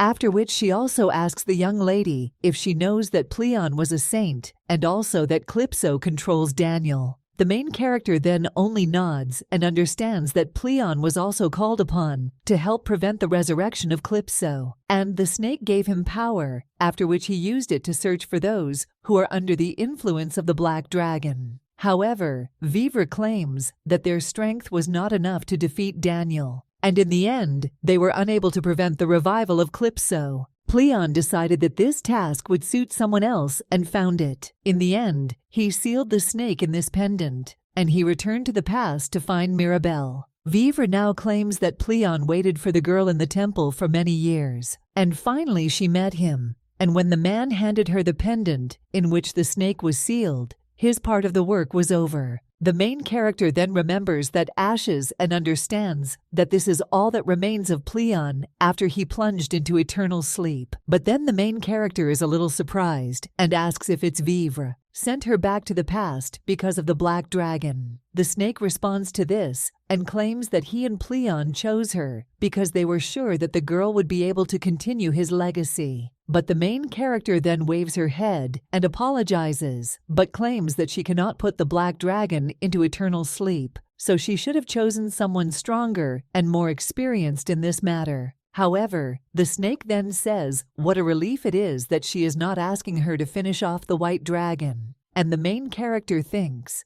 which she then realizes, that this is good because someone like Elliot or Jeffrey is much better able to cope with this task. But the snake then only claims that dragons cannot be killed, and the girl just needs to replace him in a trap and then put him to sleep. She also claims that she needs the young lady to prevent the destruction of Calypso's shackles, and the main character then looks at her in surprise. But then she claims that, in other words, in any case, she herself will have to fight him.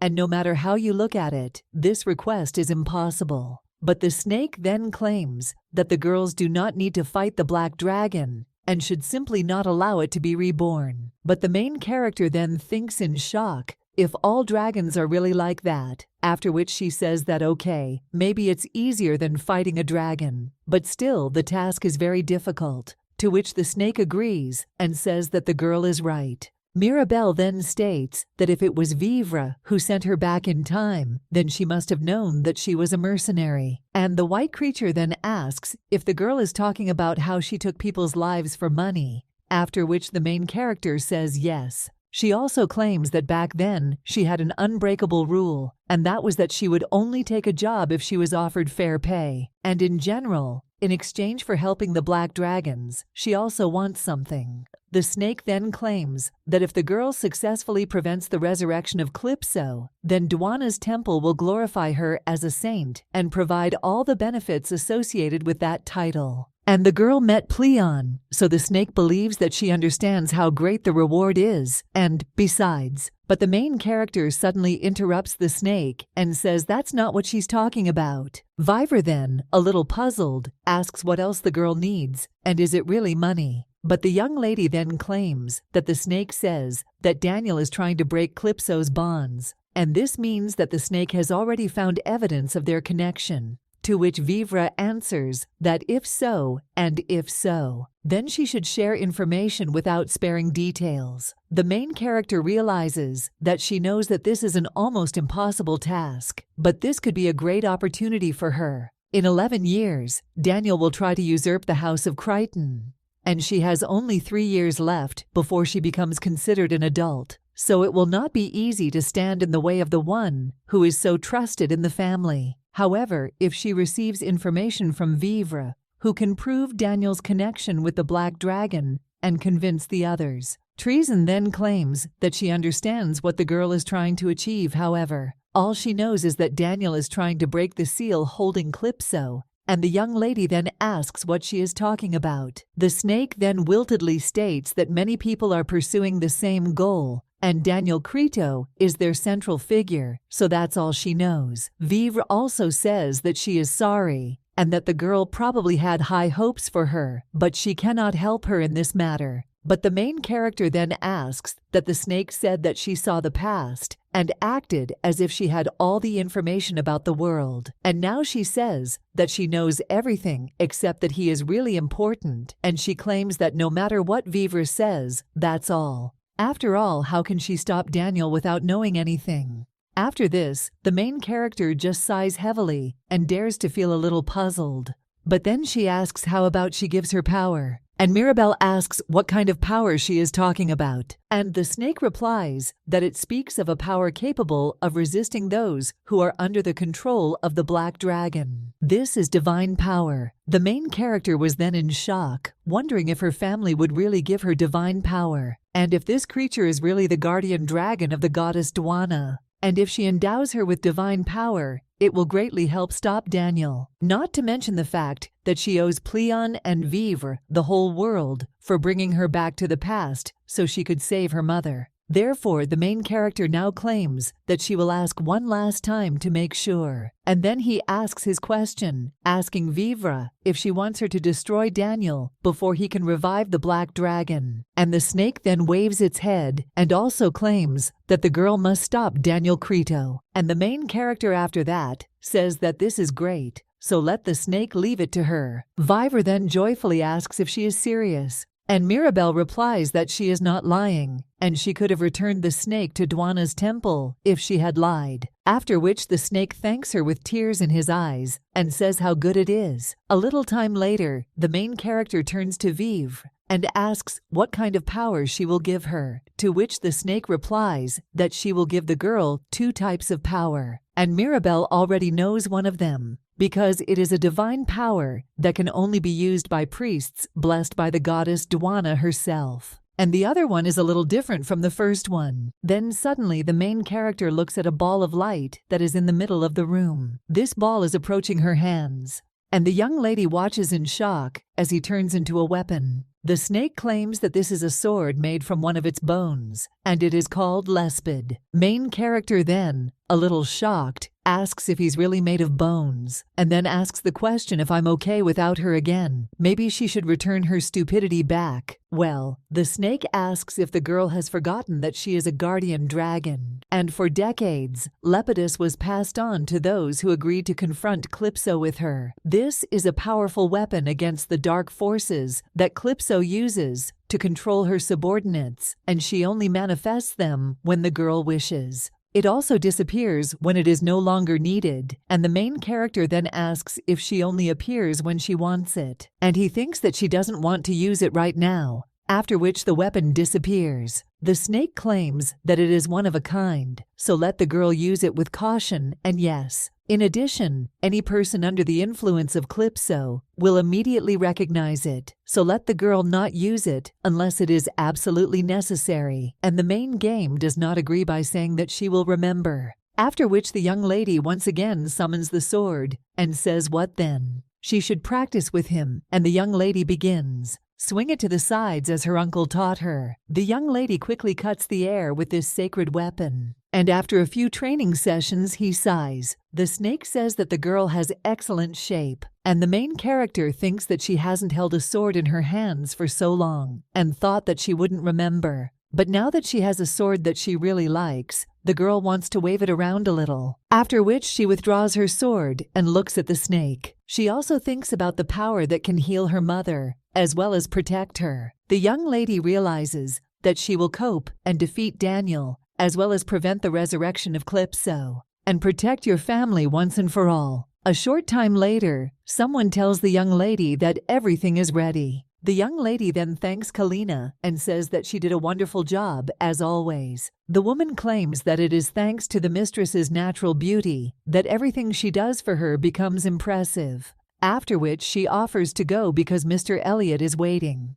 And after the main character goes out into the corridor, she sees a boy there who is now asking if Mirabel is ready. The young man also extends his hand and asks to be allowed to accompany her. He claims that at Mirabel's normal age, she would have to be a royal princess to qualify for such a debut, and the only person besides the princess in this kingdom with a high enough status would be the child of the Grand Duke Crito, and, in other words, it would be her. The main character is then surprised and asks if this is true, and the boy claims that this only proves what a huge influence the House of Crichton has in this kingdom. The young lady then realizes that it is not surprising that Daniel sought to lead him, and the girl wonders whether he needs the power of the House of Crichton to resurrect the Black Dragon. And it could be his authority or wealth, so perhaps there is a connection between the resurrection of Calypso and the resources of the House of Crichton. The boy now claims that he wants to say that there is nothing to worry about anymore because he is sure that the young lady will succeed. But even if she fails, no one will dare to criticize her. Mirabelle understands that he is trying to calm her down because he is worried that she is nervous about the grand ball. So now the main characters thank him and claim that this is so comforting. And the boy then stretches out his hand and turns to his sweet lady. Then he asks if she will take his hand. And the main character then, with a smile on her face, tells Mr. Elliot that this is a great honor for her. A short time later, the doors to the ballroom open, and someone reports that Lord Elliot is from the House of Crichton, and Lady Mirabelle from the House of Crichton arrived. At this time, the young lady's uncle comes up to them and tells his niece that she looks beautiful, and Elliot is very smart too. The kids then thank Brian, and the Duke then turns to Mirabelle and tells her to go with him and greet the guests, to which the girl agrees. After which they walk together. The Duke, when he approaches them, greets them and claims that his name is Alexander Crito, and he is a lord and also the Grand Duke of the House of Crito. He thanks the people for joining them on this wonderful evening. He also claims that, as they well know, his beloved daughter Cornelia Crito is next to him. This little lady is his granddaughter, who is dear to him more than his own life, and her name is Mirabelle Crito. The guests then clap their hands, and they congratulate his lordship, and also claim that they will probably be so happy to be reunited with them. It must be such a joy. The man, watching his granddaughter smile, puts his hand on her shoulder, and he says that the girl is great. He also thanks people for their kind words and prayers, and thanks them again for joining them on this night of celebrating the return of Cornelia and Mirabelle. After which he tells my lords and my ladies to enjoy this evening. When the main character is already leaving the guests, she sighs and thinks that so many people have come, and she thinks that she felt more comfortable surrounded by evil demons. But suddenly the main character turns around and sees familiar people, after which someone reports that Her Majesty Empress Mariana Castro and His Highness Prince Adrian Castro have arrived. The main character then wonders if Adrian and the Empress herself really came there. After all, the young lady didn't think they would come. The boy turns around, and when he sees the main character, who looks like he has found what he has been looking for a long time, the young man then turns to his mother and points to Mirabelle, and the young lady wonders why he is, after which the two begin to approach Mirabelle. Cornelia then bows and says that it is a great honor for them to accept Her Majesty and His Highness. The main character is also welcomed with them, and the woman then leans over to the baby and says that she is so pleased to see her again, and he also asks how Mirabelle is doing. The young lady notes that everything is fine and thanks her for her concern, but claims that she didn't think that they would actually come to her. I have a fever. It must be terribly busy. So the main character thanks her for finding the time. The blonde claims that she would never have missed the grand ball in honor of Cornelia and her daughter. And then the emperor crawls between the two women, coming closer to the main character. And after that he just stands and silently looks at her. Mirabelle then wonders why he was staring at her like that. Then he asks His Highness if he wants to tell her something. But the boy only claims that today she looks very cute. And the main character then asks in surprise what he's talking about. And the young man realizes that he said this out loud and blushes, but then claims that this is not what he wanted to say and apologizes because he scared her last time. The boy then asks to read it again and looks away. And the main character just looks at him and realizes that this doesn't sound like a change. And she understands why he did it even though he himself fell. So now the young lady tells His Highness that everything is fine and thanks him for his apology. But the boy then says what he thought, and he asks if the girl wants to become his friend. Two women look at the baby and then are touched, and Mirabelle thinks why he decided to do this out of the blue.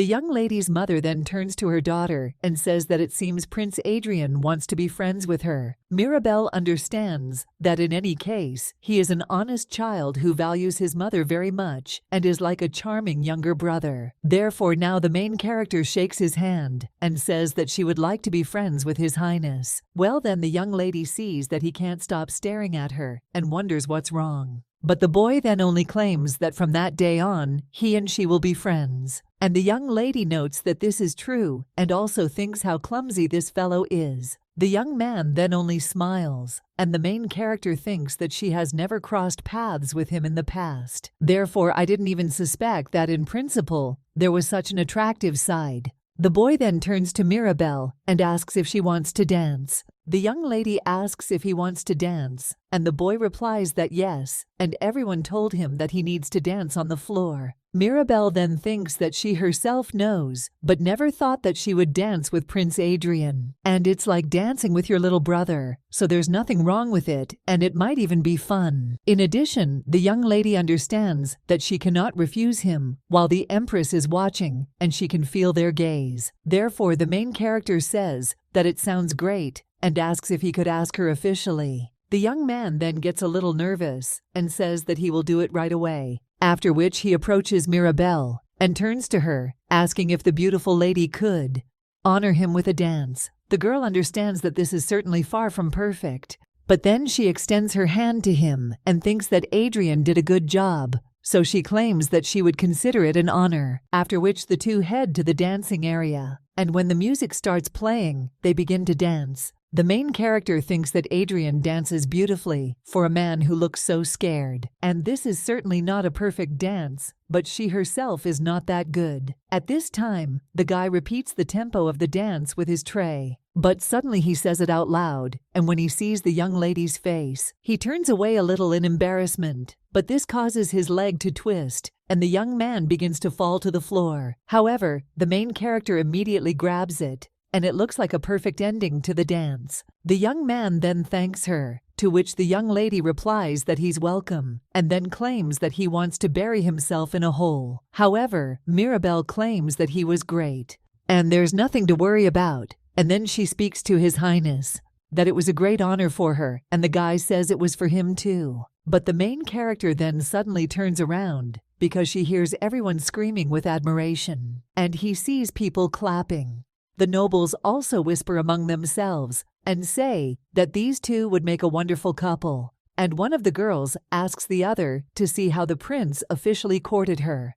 And it's so charming. Another girl claims that they can change the entire relationship between the throne and the Grand Duchy, and they already see a luxurious wedding between them. The main character then thinks about what they are talking about, but Mother and the Empress are also delighted. Therefore, the main character only laughs awkwardly, and she thinks that this is starting to get strange. The girl then also thinks that if only everyone knew what the age difference is between her and this child. Well, then the girl sees that again her mother and the Empress are looking at them with this look, but this is not what she hoped for. At this time, someone approaches them, and it turns out to be Elliot along with the girl. Then he bows and says that it is a great pleasure for him to see His Highness, after which he turns to Mirabelle and says that she only had a few days to practice, and she did a great job. The young lady just thanks her cousin. Well, after that she asks who the lady behind him is. The girl then, with a smile on her face, apologizes to His Highness and Miss Mirabelle, after which she introduces herself and claims that she is the daughter of the Earl of Emboro Safina, Zeniel Safin. The Emperor then says that he is glad to meet you and his name is Adrian Castro. Well, the main character is then a little surprised to hear this name. After all, she remembers Elliot saying that the girl he likes is called that. Mirabelle says that she is pleased to meet you and her name is Mirabelle Creto. The lady with silver hair says that she has heard so much about her from Elliot and is very glad to finally meet her. Mirabelle thinks that this girl is so beautiful, and it is not surprising that Elliot is in love with her. It seems to her that she is thinning the scent of lilies. Therefore, the girl wonders if Elliot is going to marry her. The young lady then grins and thinks that she wants to tease him even more, after which the main character turns to them and asks if they are going to dance. And after all, she and the prince have already performed the first dance,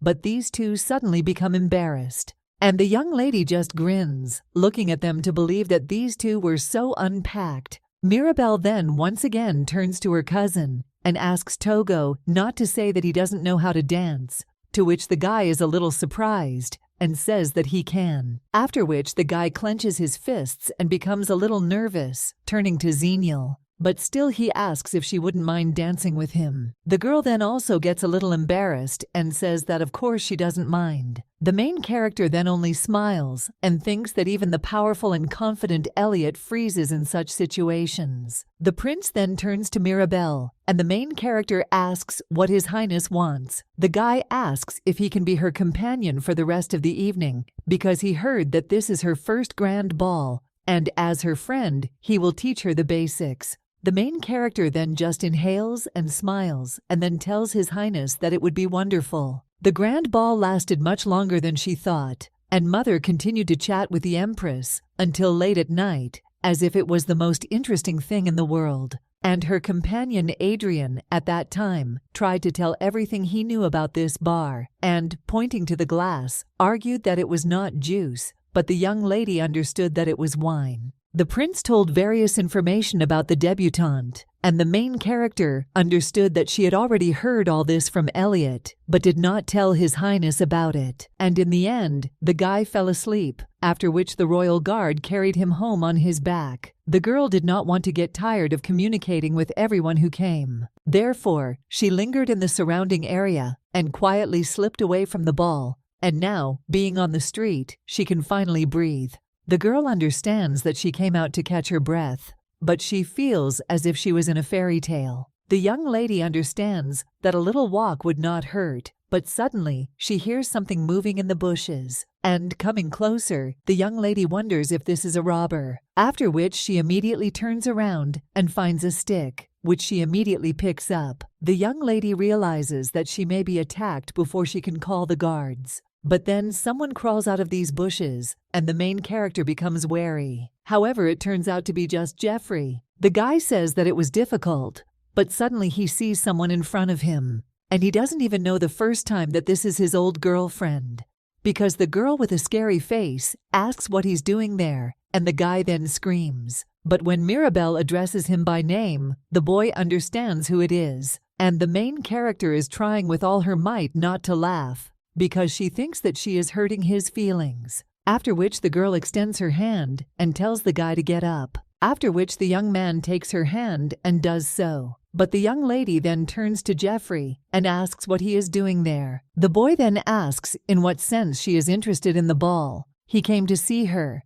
People said he could find her there, and the young man thought that he would have to wander for ages before he found her. But now he, with a smile on his face, claims that he was very lucky and that they had not seen each other for a long time. The main character then turns to Jeffrey and then claims that now is not the time to smile. After all, what would have happened if she had been a guard? And the guy could have been severely punished. The young man replies that this really could have complicated everything, and he somehow didn't think. But the main character then asks, what does it mean he didn't think? Mirabelle now thinks that she understood this back in the cart, but still he is completely reckless. The guy claims that to tell the truth, when he heard that the Grand Duke was throwing a grand ball, he decided to go, because he hoped to see her there. Therefore, he claims that he bought Mirabelle flowers. The main character then takes them and says how beautiful they are. Then she asks if he really came all this way just to give them to her, to which the young man smiles and says yes. After all, he had not yet paid her for the potatoes,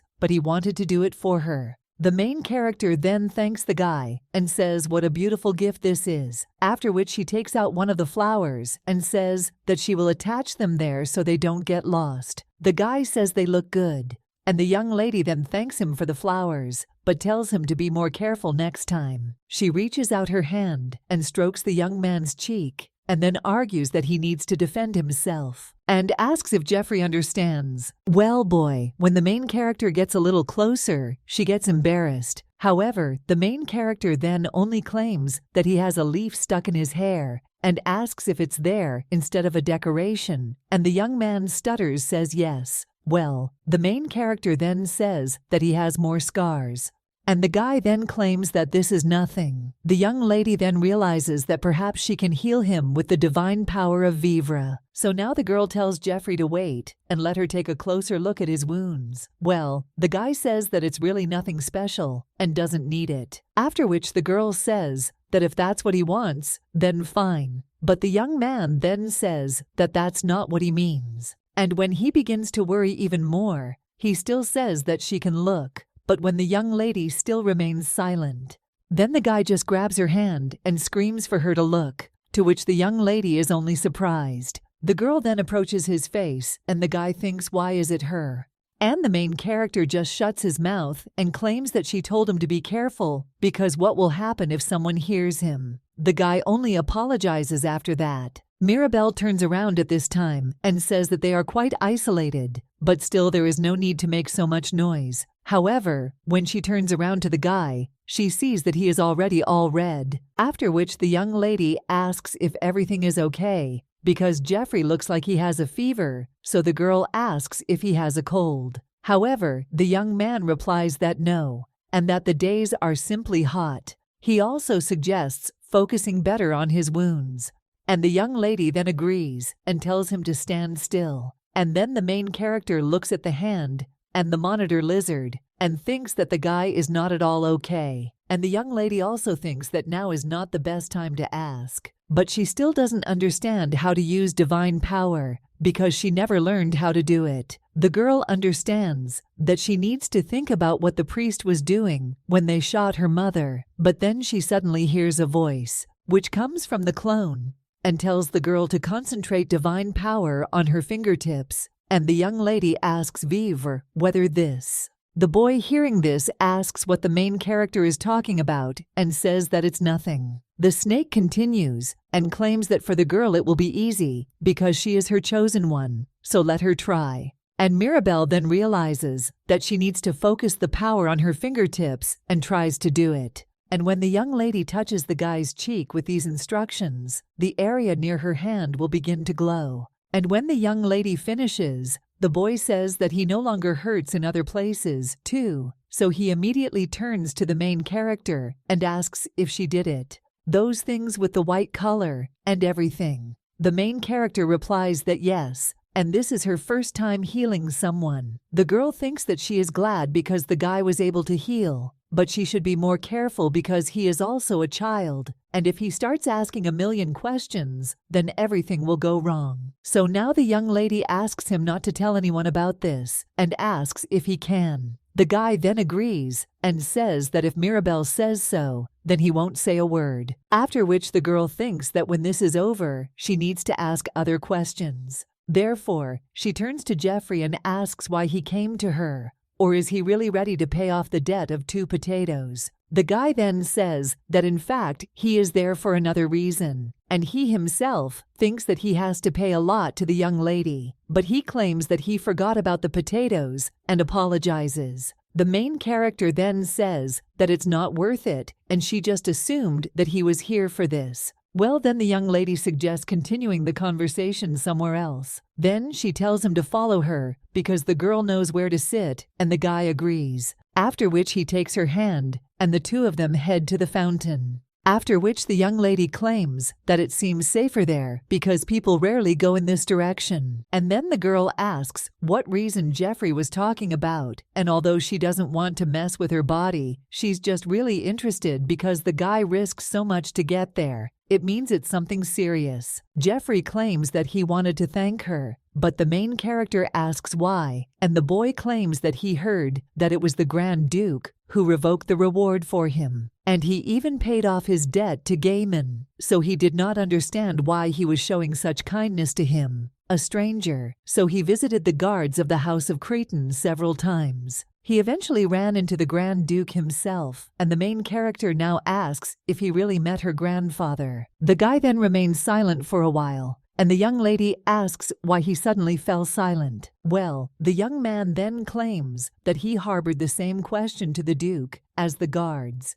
and he said that he did it for the sake of his granddaughter. Then he realized his situation, took pity, and decided to help. Mirabelle understands that she asked her grandfather to cancel the reward, but she didn't even think that he would also pay off the debt, because now she is surprised. The boy claims that then he became interested in who this granddaughter was, and he decided to find out her identity. That's when he saw the young lady a few days ago. The main character rode in a carriage from the Cretan mansion to the Temple of Dwana. The young lady then says that it was him after all, and the guy agrees. He claims that the young lady said that her name was Mirabelle Hale, but he could not even imagine that it was actually her. However, after thinking, I realized that besides her, no one else could ask him to help him. And her story is about a trip to the capital to meet her grandfather, and also the story of the long-awaited union of Duke Creto with his daughter and granddaughter 10 years later confirmed his assumption. The main character now claims that he is right, and she asked her grandfather to remove the award from him because the guy does not deserve it. The young man then turns to Mirabelle and says that he doesn't even know how to thank her, or that the potatoes she gave him were already a divine blessing. But the main character now says that a simple thank you is more than enough because that's all she needs. However, then she feels something dripping onto her hand, and when he looks at the young man's face, he sees that he is all in tears. Mirabelle realizes that at first she was kind to him because she knew that one day he would become the king of mercenaries, but the girl knows what it is like to struggle for life alone as an orphan. And it's cruel, painful, and scary. Jeffrey tried to stay strong all his life, but he too was the one who was orphaned overnight, and the guy continued to hold back tears and grief, breathing heavily in her arms until he was finally able to speak. The young man, all red, apologizes for this and thanks her, and the main character immediately remembers when he thanked her for the potatoes. Then he claims that if he becomes sad again, he shouldn't hold back his tears and hands the guy a handkerchief. The young man then looks at him and then with a smile on his face asks if he can keep it. The main character then says that of course he can take it too. And looking at the guy's smile, he thinks that it's nice to see him cheerful again. But the young man then turns to Mirabelle and asks why she is looking at him like that. And the girl said that he could keep the scarf, so there is no turning back. The main character then just smiles and says that she's not thinking about that and she just really likes his hair because it's beautiful. However, this makes the young man even more embarrassed, to which the main character laughs. And the guy then asks what is funny and is she really laughing at him. The main character then denies it and says that she laughed because he was so charming and that's what she meant by his beautiful hair. The guy then asks if this is true and also if she likes this color. And the main character strokes his head and says that they shimmer in the moonlight like silver. And it is very beautiful and also unusual. The guy then just turns around and remains silent. And the young lady wonders if he is shy. But Jeffrey then turns to Mirabelle and seriously says that she is also very beautiful. The main character then thinks in shock what he and most likely the boy is talking about hair. The young lady claims that she has regular brown hair, but Jeffrey then replies that she does not. After all, Mirabelle is especially beautiful because she is herself. The main character then smiles and thinks that she is confident. He is just saying this because he is grateful, but it is very nice of him. So the young lady thanks her friend with a smile on her face, and he then looks away and also claims that he simply told the truth.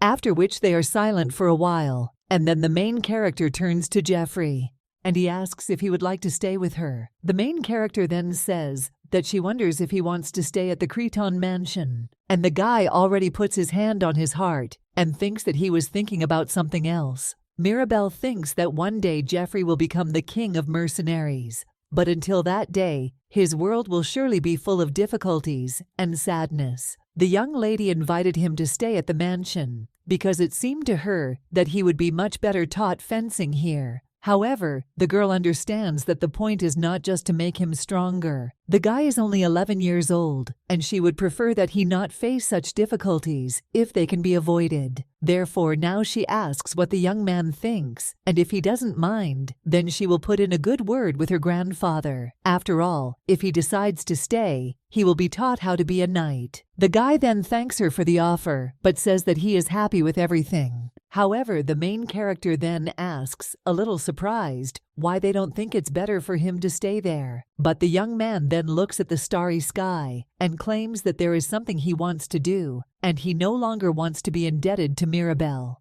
After all, first the potatoes, then the reward, and even his remaining debt. Therefore, the young man asks how he can get more from her if he has not given anything in return. But Mirabelle tells Jeffrey not to think of it as another debt. However, the young man says that everything is really all right because he can handle it himself, so she shouldn't worry about him. The main character thinks that he is only 11, so he doesn't need to be so independent, after which she asks if the guy is sure because she won't propose twice, and the young man replies that he is sure. Well, then he says that the girl can do something else for him. The main character then thinks about what he is talking about, and the young man with silver hair asks if she will allow him to visit her from time to time. And the main character with a sincere smile says that of course yes. Well, next time let him arrange a meeting, because if Jeffrey is caught sneaking into the territory of the nobles, then everything could end badly, and the young man then agrees.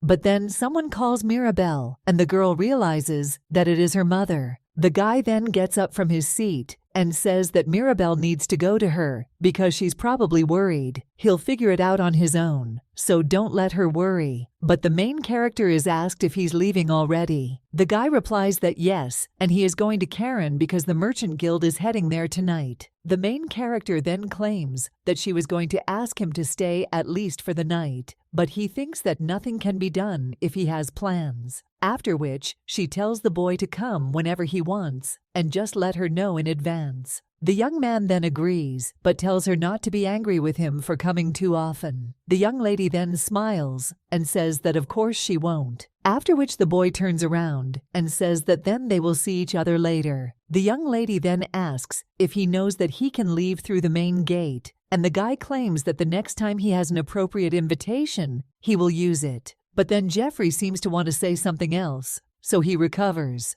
But he still doesn't dare to do this, so he just runs away and says that it doesn't matter, and then says goodbye to her. The main character also says goodbye to him, but then silently watches and wonders what he was going to say. The guy, walking through the forest, thanks Mirabelle in his thoughts, and she thinks that the next time she comes to her, she promises that by then she will be much better. After the grand ball, the Grand Duchy returned to its usual daily routine. However, small changes took place in the life of the young lady. The biggest one was the morning training, and after 2 dull, long weeks of endurance training, Uncle Brian finally handed her the wooden sword. The classes, of course, became much more difficult, but the joy of learning from the one who had reached the pinnacle of fencing was reward enough to endure all the difficulties, and she was even happy with such intense training. The girl increasingly liked the idea of becoming a knight and receiving a noble title. Viscountess Maynard says that a noblewoman without a title is usually doomed to spend the rest of her life as someone's wife. And considering the possible prospects that await her after the successful defense of the Grand Duchy of Creton, this is not a bad choice at all. Now someone is reaching out to Mirabelle, and he asks if she also went to training this morning. The girl replies that yes, Uncle Brian finally allowed her to pick up a wooden sword. Mom then tells the baby not to stress and take breaks. The uncle then correctly asks what kind of breaks, because Cornelia does not seem to understand what an incredible talent her daughter has in sword fighting. And it only took her a day to learn some of the techniques that Elliot spent days trying to master, and the girl is very gifted. Therefore, it is possible that she takes an example from Guile. A woman when she says that her little Mirabelle and Guile are very similar. But then, as always, the cousin bursts into the conversation and says that even if she is as good as the man says, she is still a little girl, and he asks what will happen if the baby gets hurt. After all, she may be able to heal wounds and injuries with the help of her divine power, but it would be better for her not to receive them at all. The woman then says that she is indeed a little worried about Mirabelle's safety, and Hertz also agrees, but claims that she wants to support her choice. No, then he says it's wonderful. But then he turns to Cornelia and asks if any of the gentlemen attracted her attention at the ball. The woman then says that this is very sudden, and the uncle says that he understands that she still has feelings for Guile, but he is very upset that she remains alone after so many years. Cornelia then thanks her uncle for his concern, but claims that she does not intend to date anyone because Mirabelle needs her. The main character then understands why he offered to fall, and believe the man is trying to sell not only her, but also her mother. After which Mirabelle turns to Uncle Daniel and says that he seems to really want her and her mother to get married. The young lady then wonders if he really thought she would just sit back and watch, and the Duke then turns to Daniel and asks what the girl is talking about, to which he does not know what to answer. The young lady then claims that her cousin told her that Marquis Bayev has a 16-year-old son who could be a good match for her. And the staff also said that the marriage would further strengthen the influence of the House of Crito. After this, the man just chuckles and claims that the son of Marquis Bayev is an exceptional young man, and he mentioned him only as a potential opportunity. Well, the main character then claims that he also mentioned Count Khaled and Duke George. The Duke, when he hears George's last name, becomes very wary and asks if his brother spoke about such a thing. Daniel then doesn't know how to get out and says that he has a huge network of people, and he thought it would be nice to ask him to help them find Mirabelle a good person, because he thinks that little Mirabelle misunderstood what he was trying to say. However, Elliot then says that this is not true, and he heard it too. On the day when the cousin first saw Mirabelle, he called these candidates her potential suitors. The great-uncle then smiles nervously and says that there must have been a misunderstanding there too, and his heart breaks at the thought that his great-nephew and niece think so poorly of him. The Duke claims that whatever Daniel's intentions, he warns him to avoid talking about such things in the presence of the children, because he does not intend to force any of the children to marry Cornelia. After which, he turns to Elliot and Mirabelle and says that he hopes they can forgive Daniel. After all, he must have made a slip that made them think the worst, but he certainly had no malicious intent. Elliot then says that they seem to have made a mistake and asks for forgiveness. Herb also states that the next time his brother raises such issues with the children, he will have no choice but to intervene. After which he asks if Daniel understood, but the man only claims that he spoke only out of love for his niece and great-niece, so he will avoid this topic, as he says, in order to avoid further misunderstandings. The main character then thinks that the Duke has made his point of view clear, and Daniel will no longer be able to say anything to her mother. And Elliot may also be able to help her in the future, because he will describe himself to Daniel and knows a lot about the house and the mansion. A short time later, the guy is already heading back to his room, but suddenly someone turns to him, and he tells him to wait. It turns out to be Mirabelle. The guy then asks what brought her there, and the main character replies that she would like to ask about something, and the guy asks what it is. Well, the young lady then turns to the servants and asks if they will leave them because she wants to talk to Elliot alone. When they leave, the boy tells the girl to post it, and the main character then puts her hand on his shoulder and asks what he thinks about his cousin Daniel. The guy is a little surprised by this question, and he asks if she is talking about Daniel, and if so, does she mean her cousin? The young lady replies that yes, and says that it was him, but she herself understands that first she needs to calm down. Elliot turns to her and says that Mirabelle will get in trouble if she calls him that. The guy also turns around and says that they are not even that far from the mansion, and what will happen if someone hears. The young lady then says, okay, and from now on, she will be more careful. But then she asks that anyway, how does the guy feel about him, and does he like him? The young man replies that of course not, and the girl knows what kind of person he is. But then suddenly he looks at the young lady and asks why she is suddenly asking him this, The main character sighs after this and says that this is a long story, but she will try to tell it briefly, right up to the day when she and her mother arrived at the mansion and they sent letters to grandfather. After all, it looks like someone intercepted the letters so that grandfather would never see them. The guy then claims that he heard from his aunt that she sent letters to her grandfather asking for forgiveness, and asks if the girl talks about them. After the main character answers that yes, the guy claims that these letters were sent through travelers and someone else, and she said that perhaps someone lost them along the way, because this is not uncommon. The main character then says that yes, you can't argue with that, but asks Elliot to listen. After all, my mother wrote at least 2 letters every week, and if at least one of these letters had reached my grandfather, they would have been reunited much earlier. However, none of them made it to the mansion, and each time they entrusted letters to different mercenaries and merchants, and they all managed to get lost. So the girl asks if this seems like a coincidence. The young man then claims that this sounds strange, and she has been sending these letters for years, but none of them have arrived. The main character claims that she thinks someone from the mansion intercepted the letters to prevent her mother from returning to Creton's house. Well, the guy then claims that if it were so, then Duke Crito would have already taken up this issue, and the culprit would have already been skinned alive. The young lady then claims that she talked to him about it once, but in the end, he did reunite with his mother, and he doesn't seem to think that anyone in the mansion is capable of such a thing. The guy then says that this is understandable, but then asks, what does this all have to do with his great-uncle Daniel? And the guy, when he asks if the girl suspects him and thinks that he stole all these letters, Mirabelle replies that yes, she thinks that although for her, it is more than a suspicion, because in the future, she alone saw it with her own eyes. And the man himself said this, and also explained why he did this. Back then, the young lady could only listen, but only she knows about it. And now the girl looks at her cousin and wonders whether he will believe her, even if she tells him everything in detail. But if Danielle finds out about everything, then all her plans will go to waste.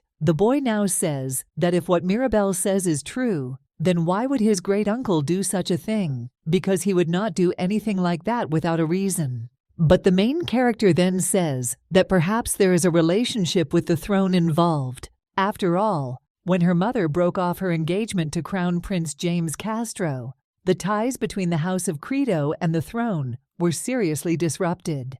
But now everything is different, and the main character asks if the guy understands what she means. Returning to the mansion, her mother personally visited the emperor and asked for forgiveness, after which the empress and crown prince attended their welcome banquet. The guy then says that this is true, and the girl even became friends with the crown prince. The baby replies that now that their connection with the throne has been restored, if something terrible happens to the House of Criton, they can count on the throne to come to their aid. Well, the guy then asks what she means by something terrible, and is her great-uncle going to do something terrible to their house? However, the guy also claims that this is impossible, because not only the grandfather protects the Criton house, and as long as his father is there, nothing bad will happen. The main character understands that Uncle Brian, of course, can repel any threat to the house, even from Daniel, but she understands that he was not there when everything collapsed in the future, and the young lady understands that there is no way to know what happened between now and then. But most likely, Daniel developed his plan when he learned that Uncle Brian would not be there to stop him. The main character now claims that she knows, but it wouldn't hurt to conduct a little investigation.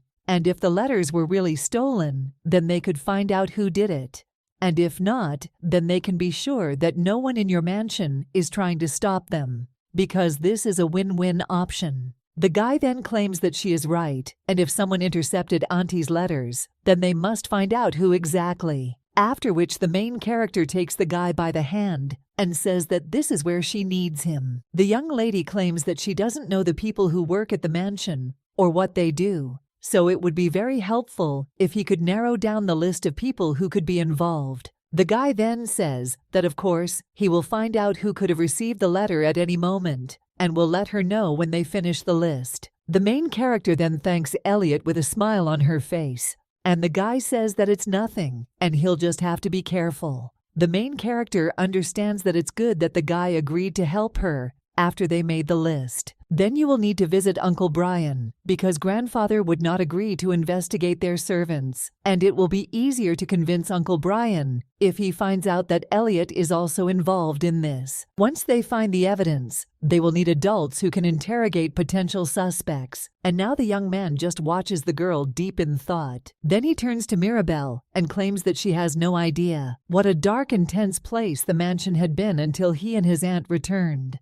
And he heard that it wasn't always like this, at least while his mother was around. Well, she fell into eternal sleep when he was about the same age as she, and since then, it's simply stuffy for the water driver to be around. However, when he and his aunt moved, the guy finally felt at home again, and it was warm there, and he also hadn't laughed so much for a long time. Therefore, the young man, stroking the main character on the head, says that he is glad that they are back. And the main character thinks that she is happy too. When the young lady once again went to Viscountess Maynard's class, the maid asked the lady if she had said that she needed to clean the room. The young lady then asks what happened next, and the maid claimed that they said the stairs were so spotless, so let her stop. But suddenly the main character hears a snake calling to her, and immediately stops, after which the snake crashes into her. The snake claims that it speaks directly to awareness, and the time has come to tell it its story. The main character just turns around and asks the army if Mirabelle is listening. The girl realizes that there is no one else around them, and the maid asks Milady if she is okay. The snake wilts a little and says that Mirabelle is beginning to hurt her feelings. Mirabelle only turns to the maid and says that it's okay, and moreover, she has a request to Anita. The maid then tells Milady to ask, and the main character claims that she would love to drink apple juice, and the maid immediately agrees and then leaves, and the snake once again turns to Mirabelle. The girl just sighs and says that she was with someone so she couldn't answer, but don't let Vivre be upset. From me then, you understand what the girl was worried about, and claims that she does not need to speak out loud to communicate with her while she is wearing the pendant. The main character then looks at the decorations, and the snake claims that their minds are connected, so let her try to think about what she wants to say. The young lady then thinks about something about the change, says that she can hear her, and the girl thinks that this is incredible. After all, they are actually talking to each other. Vivre claims that everyone seems to react the same way. After all, Pléon said the same thing when he realized this. But this goes without saying, because the girl is now a priestess. The main character then thinks what kind of priestess she is. But suddenly she slips on the stairs and almost falls, but manages to hold on to the railing. The snake tells the child to be careful, because these steps seem very clean and slippery. The main character then agrees, but then puts her hand on the book again. And she says that something else is more important, because what Vivre just called her. The snake claims that she called the girl a priestess, and asks why she was surprised. After all, Pléon became a saint by merging with her, and as long as Mirabelle is with her, she will also be a priestess. The girl then thinks that this is so because Pléon became a saint of Douana's temple by accepting Vivre's request, and this is a little confusing, but the girl is now a priestess. The snake at this time claims that the time has come to discuss the black dragon in more detail and let the girl take her to the temple of the goddess Douana, because the priests there already consider her theirs. The main character then thinks what exactly the snake should tell about the black dragon. And Vivre claims that she will tell when they arrive at the temple, and it will also be better if she discusses this with others in the temple. The girl then says that okay, that means she needs to go to the temple. Therefore, she claims to be suitable, but not today, and then asks me why not. Well, the main character then slams the table and states in her thoughts that she has a lesson today. And the girl thinks that she will try tomorrow, so she will go as soon as the opportunity arises. The young lady understands that this is the time because she has many questions,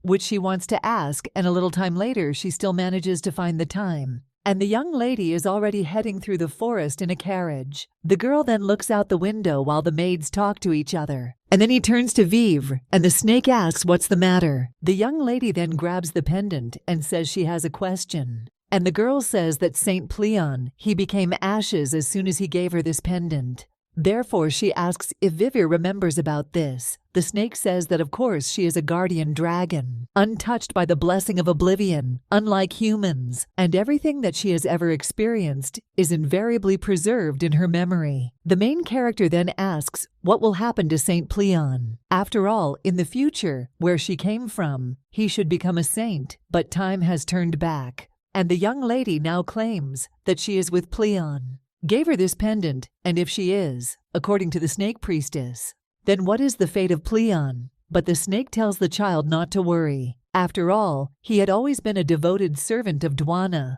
and he considered the fact that he was appointed a saint of the goddess Dwana to be a great honor, despite the fact that it was in a different timeline. And the main character now thinks that it turns out that he knows that at some point he was a saint. In a good way, he should have forgotten about everything that happened in the future. But thanks to the blessing of the goddess Dwana, he keeps the memories of that fateful day when they failed. And all this was necessary in order to defeat Calypso. Now the main character says that she understands. Well, then the maid turns to the lady and asks if she said something. And the girl says nothing. But she thinks that she's sorry anyway. But she probably won't be able to find out much information from him. But it's still better than starting from the beginning. A little time later, the main character already arrives at the temple of Dwana. Another of the priests meets her there and greets her. He also claims that his name is Lionel, and he is a priest of the temple of the goddess Dwana. The guy claims that the archbishop and other priests are waiting for her in the meeting room, so he asks to be allowed to escort her.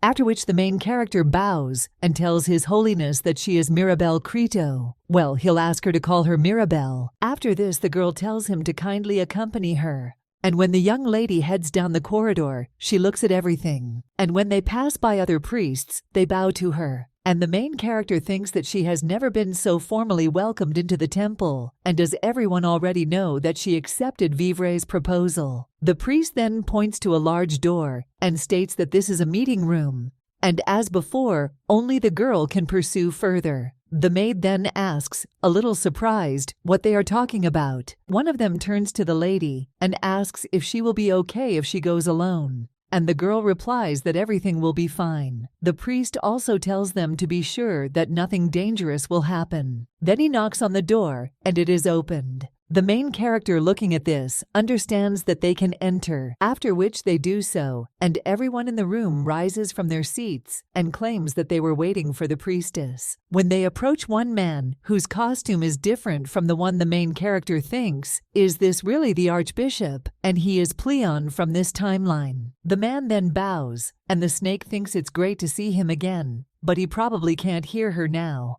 The main character then also bows and says that it is nice to meet his lordship, and also claims that her name is Mirabelle Crito. The man then claims that he is Archbishop Baron, and he asks to be allowed to greet them on behalf of everyone present. The man brings his fingers to her forehead and says a greeting as in a temple. The main character then thinks that this is amazing because she feels lighter. And the man then offers to sit down and claims that he should introduce the lady to the others, after which the girl agrees and sit down at her place. And the man claims that before they begin, he would like to thank her for the decision, which, he is sure, was not easy for her. And normally, they would introduce the new priestess to the world through a public ceremony. But given their circumstances, he's sure the girl will understand why they decided to skip such a formality. The young lady claims that everything is fine and that she has arrived there to discuss the details that she needs to know, and if his lordship has no objection, can they proceed with this now? The man then thanks for your understanding and states that then they will get straight to the point. After all, as the girl knows, there are those who are trying to remove the seal from Calypso. It was her great-uncle Daniel Crito. The man also asks if the girl heard about this from Vivre,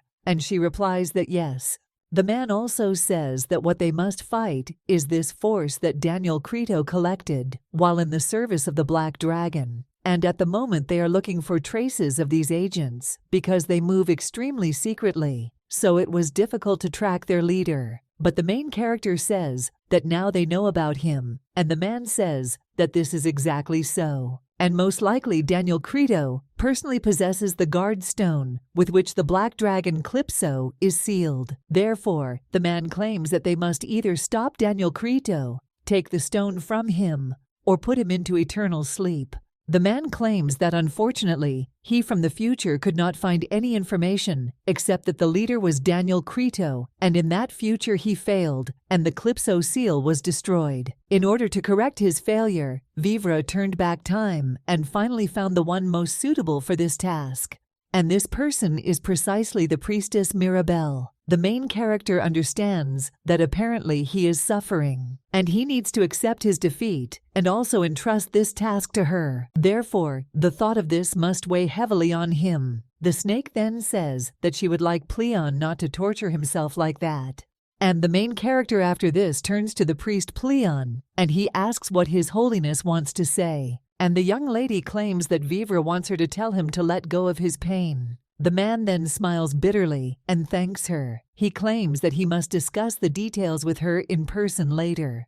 And now I would like to discuss the events that will begin to occur from now on. Vivre thanks Mirabelle at this time. After this, they discuss the further development of their plans. One of the priests suggested that they report Daniel to the throne, or plunge him into eternal sleep, but this idea was quickly cancelled due to significant difficulties in its implementation. Daniel Crito's title and status should not be underestimated, nor should the power of the Black Dragon. And also the events that happened in the future that they experienced were things that only they could know about, and they understood them. These two didn't know anything, apart from the fact that the main culprit is Daniel Crito. Therefore, we are back to square one. The girl claims that even though they cannot see the answer now, they must wait for the right time and continue to look for it. After all, Daniel's coup will occur in 14 years from now, and after that, the revival of Calypso will occur. In the meantime, they must keep an eye on Daniel and prepare for all unforeseen circumstances, because in fact, there is no way to stop the implementation of the plan. That's as a last resort. She must personally put Daniel Crito into eternal sleep. After all, she has Lespid, and this is a sword forged from the bone of the dragon guard, Vivre. The man is then a little surprised and tells Her Holiness to wait because Lespida's body will really allow her to openly confront Daniel. But in order to plunge him into eternal sleep, she needs not only the blade itself, but also excellent skills in wielding it. The young lady is then a little puzzled and asks what he is talking about, and will it really not be enough to just pierce him? The young lady understands that in the past, she was put into a crippled sleep by Daniel's soldiers, but she cannot deny that it was precisely the skills that she lacked. The young lady realizes that mastering Lespide perfectly means that she must become even stronger than in the past. Well, then the girl remembers something and claims that she understands his concern that her fencing skills are not good enough. However, now she is only 9 years old. She will be able to become stronger and also work hard at it. The girl also claims that it is possible if she becomes as strong as a human. Called the King of Mercenaries, this will calm them down. His Holiness is then silent for a bit, and the young lady just smiles, and the man then asks if the girl means Jeffrey Coleman.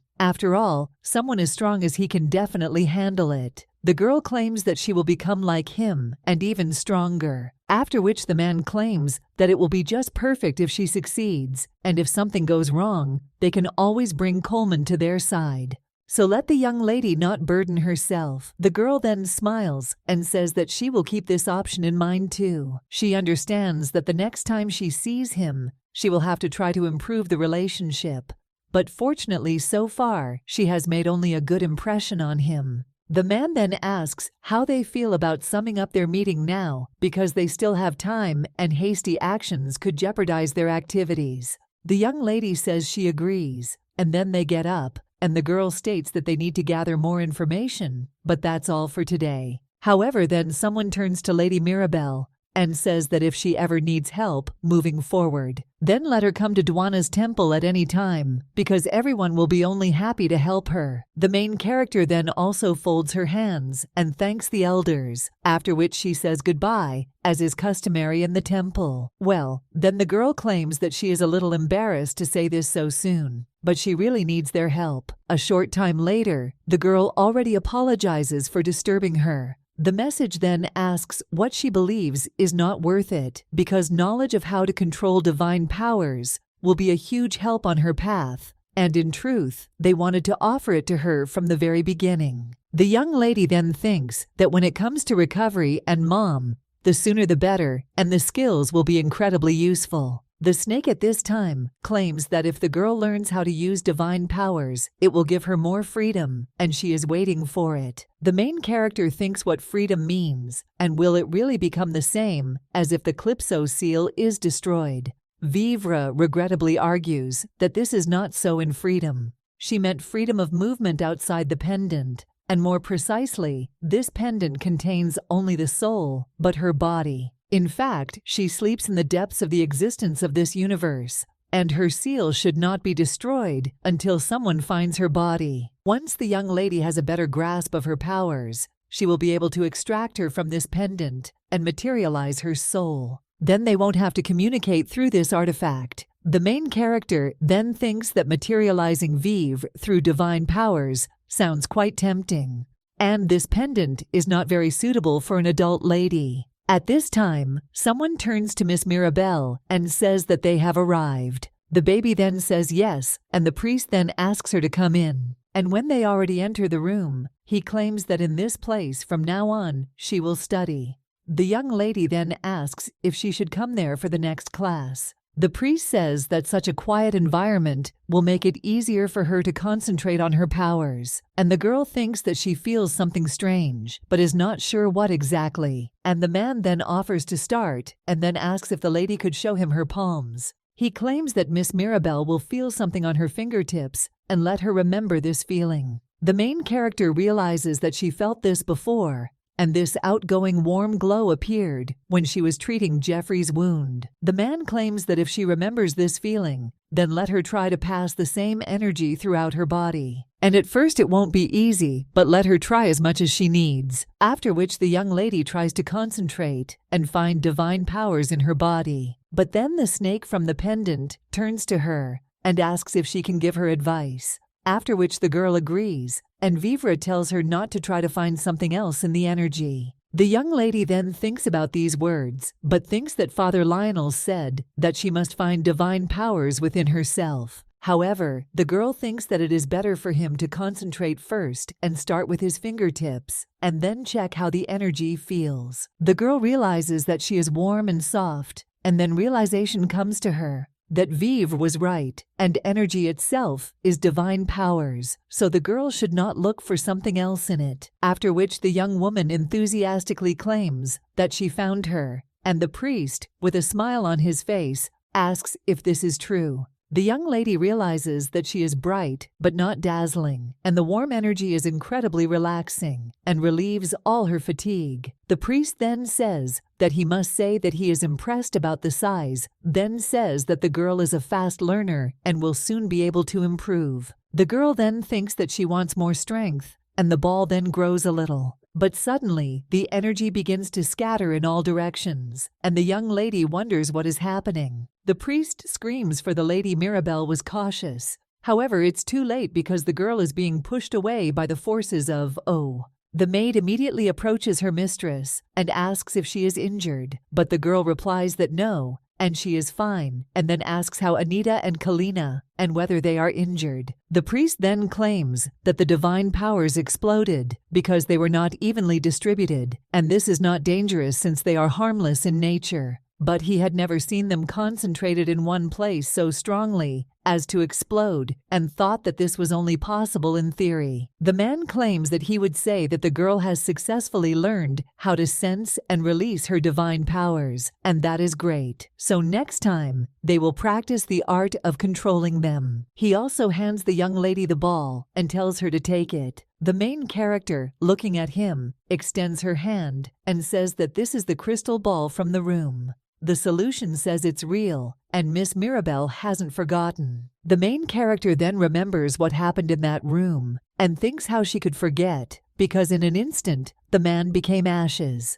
The priest claims that crystal can hold divine powers, and that is how the young lady was able to meet him that day. And although a crystal of this size cannot do such incredible things, it will definitely help her contain her enormous power. The main character then thanks him with a smile on her face and says that she will handle him with care. The man then suggests trying to transform the energy into another form now without letting go of the ball from his hands, and you can start from the cube. And after a little practice, the young lady finally sighs, and the priest claims that the next classes will take place in 6 days. The young lady then agrees and thanks him.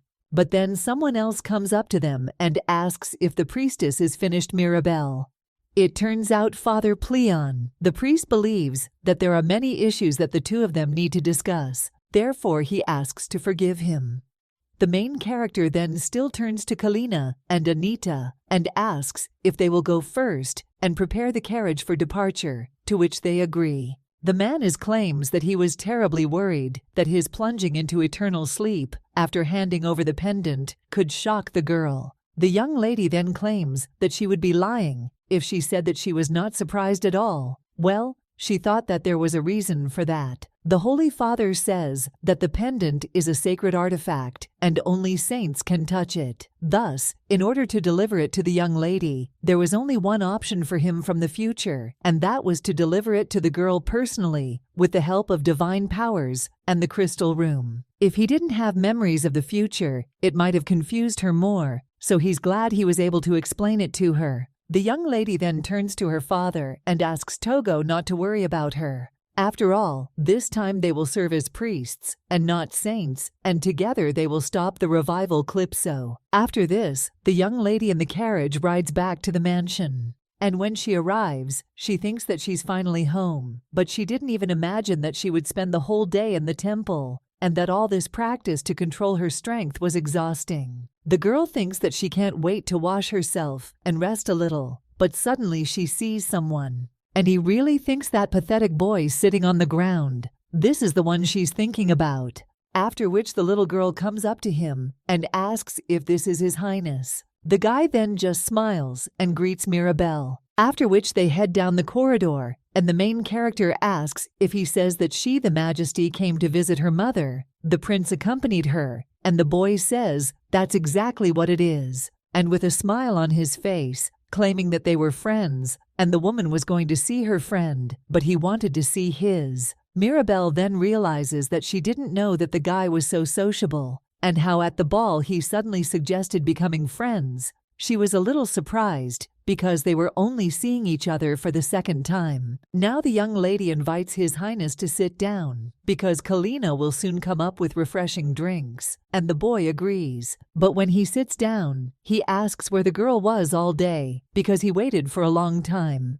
The main character then replies that she was in Duana's temple, and the boy then asks why. Mirabelle claims that there were some matters that needed to be sorted out, and she could not share the details. Well, the boy immediately asks what kind of things they were, and why she had to do something in the temple, because this had never happened to him. The main character understands that children his age are interested in everything. However, she still turns to His Majesty and says that her uncle is teaching him fencing. The boy replies that yes, and he always wants to learn more because she is not boring like other classes, and the little girl claims that she is also learning from him. The young lady realizes that the boy took the bait, and now they are talking about a different topic. And the prince then asks if it's true, because he didn't know that the girl was also training. And the main character claims that, unlike him or Elliot, she has just started, and the prince is a little surprised by this. Then he asks what she will say about sparring with him. After all, among children his age, only Elliot can hold the ball, but it is too strong for him. The main character thinks that this is for sure, because Elliot trained almost all his life, and their sparring probably always ended in the defeat of His Highness, and Elliot is much older than Adrian. Therefore, now the main character turns to the prince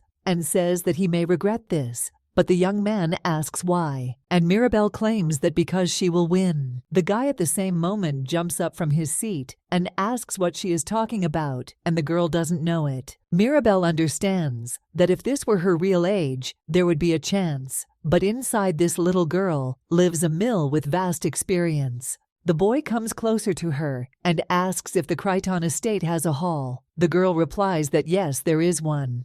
After which the boy immediately grabs her hand and says that then let her take him there. The young lady realizes that she seems to have provoked him too much, and while they are already heading towards the hall, the boy tells the maid not to touch the cookies because he will eat them after the fight. However, when they approach the young lady's uncle, he is very surprised. Elliot is no less shocked by this and screams whether the girl wants to spar with His Highness. Brian then tells His Highness that this is unacceptable because Mirabelle only held the wooden sword for 3 days, and Elliot agrees with his father and then offers to become His Highness's partner in her place. But the prince then claims that Mirabelle has already agreed, and the boy asks in surprise what kind of business this is, and is it true? Mirabelle did not refuse. The girl replies that yes, she thought it would be a good opportunity, after which she turns to her uncle and asks if she can ask him for a favor, and then asks if he can be a judge. The man still tries to dissuade his niece and says that even though His Highness is younger than her, the girl only fenced for 3 days,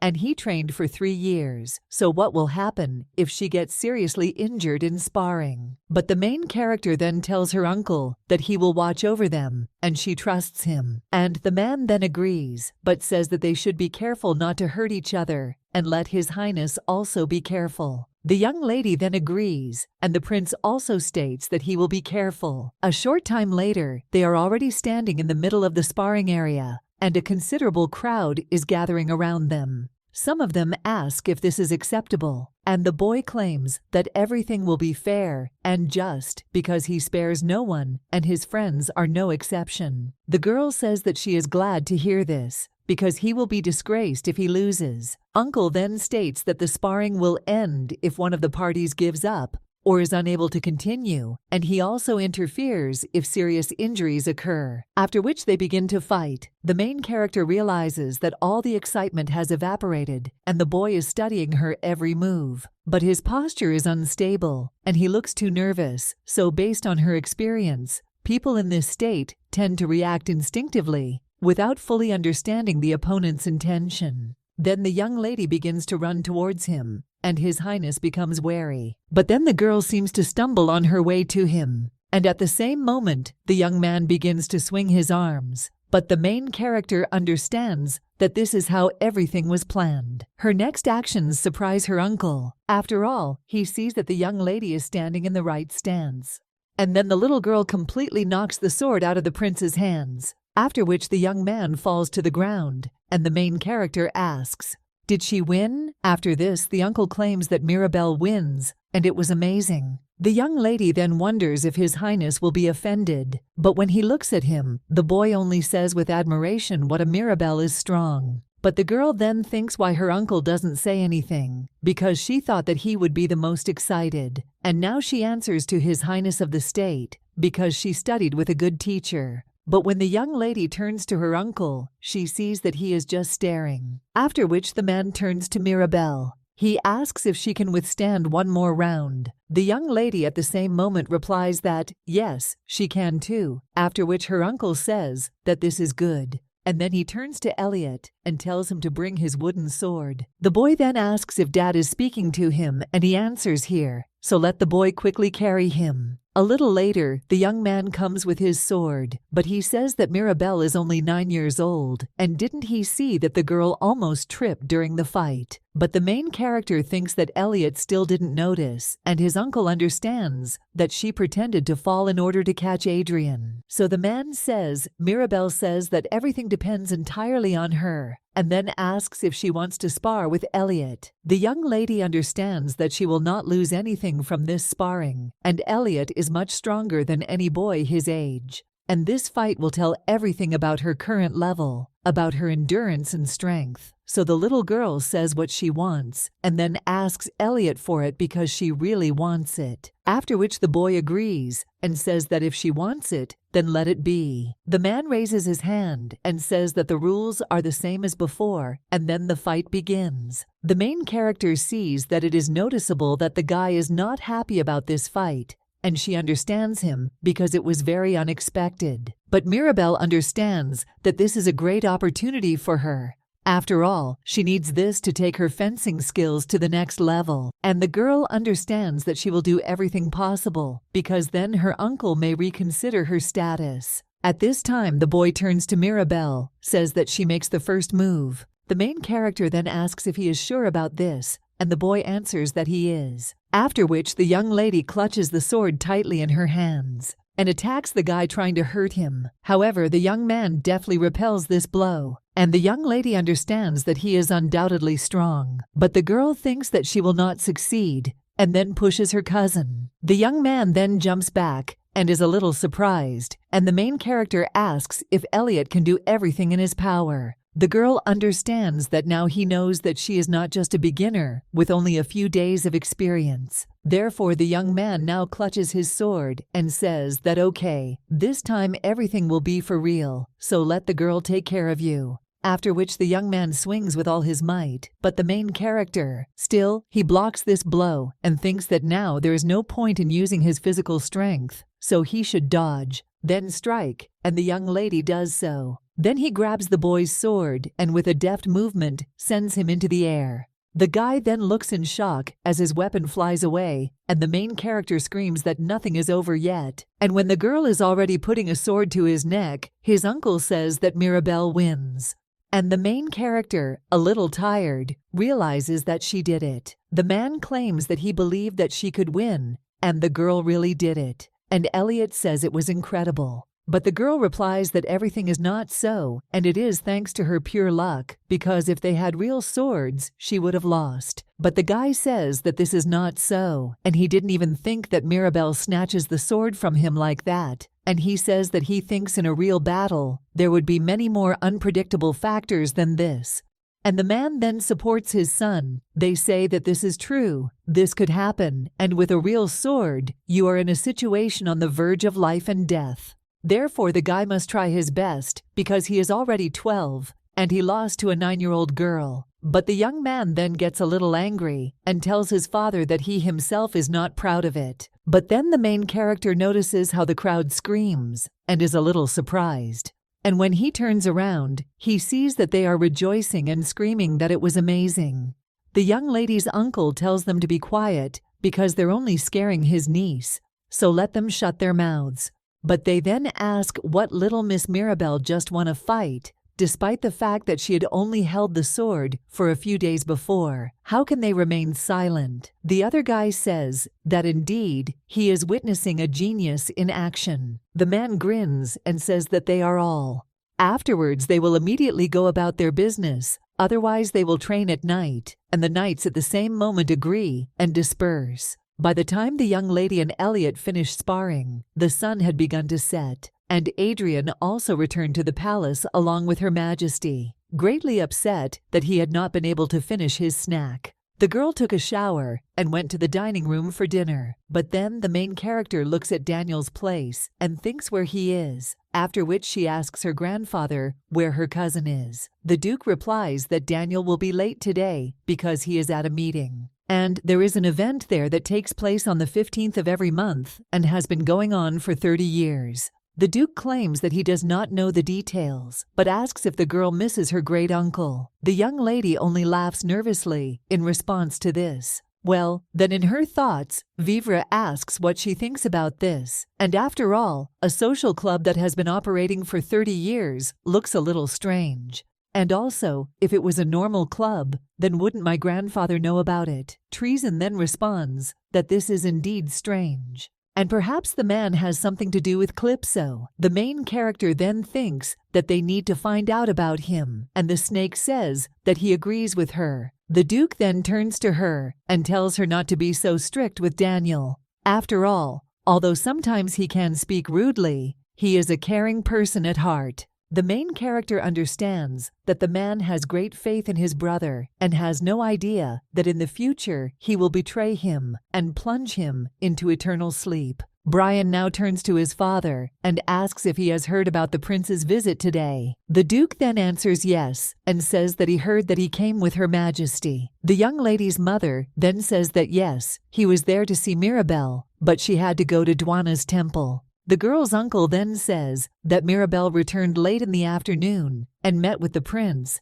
and then they both came to the hall to spar. The Duke then, in shock, asks if Mirabelle was sparring with the prince, to which the uncle answers yes, and based on his observations, he can confidently say that Mirabelle has a God-given talent for fencing. The main character thinks that this is not it, and the man already begins to tell everything about how the girl defeated the prince with one blow and then even defeated Elliot. The guy also says that it's true because it was amazing, and he was surprised by the way she grabbed his ball and threw it away. The next thing he realized was that her sword was at his throat, and the main character thinks that if she were a real genius, she would not have been put into crippled sleep by Daniel's soldiers, and she simply had more experience than the guy. The Duke then smiles and says that it's clear, and that means Mirabelle really defeated Elliot. But the man also turns to the boy and asks if he felt empty, to which Elliot replies that not at all, and in fact he felt excited because before her, everyone in this house was too strong for him, and now the guy finally has an equal.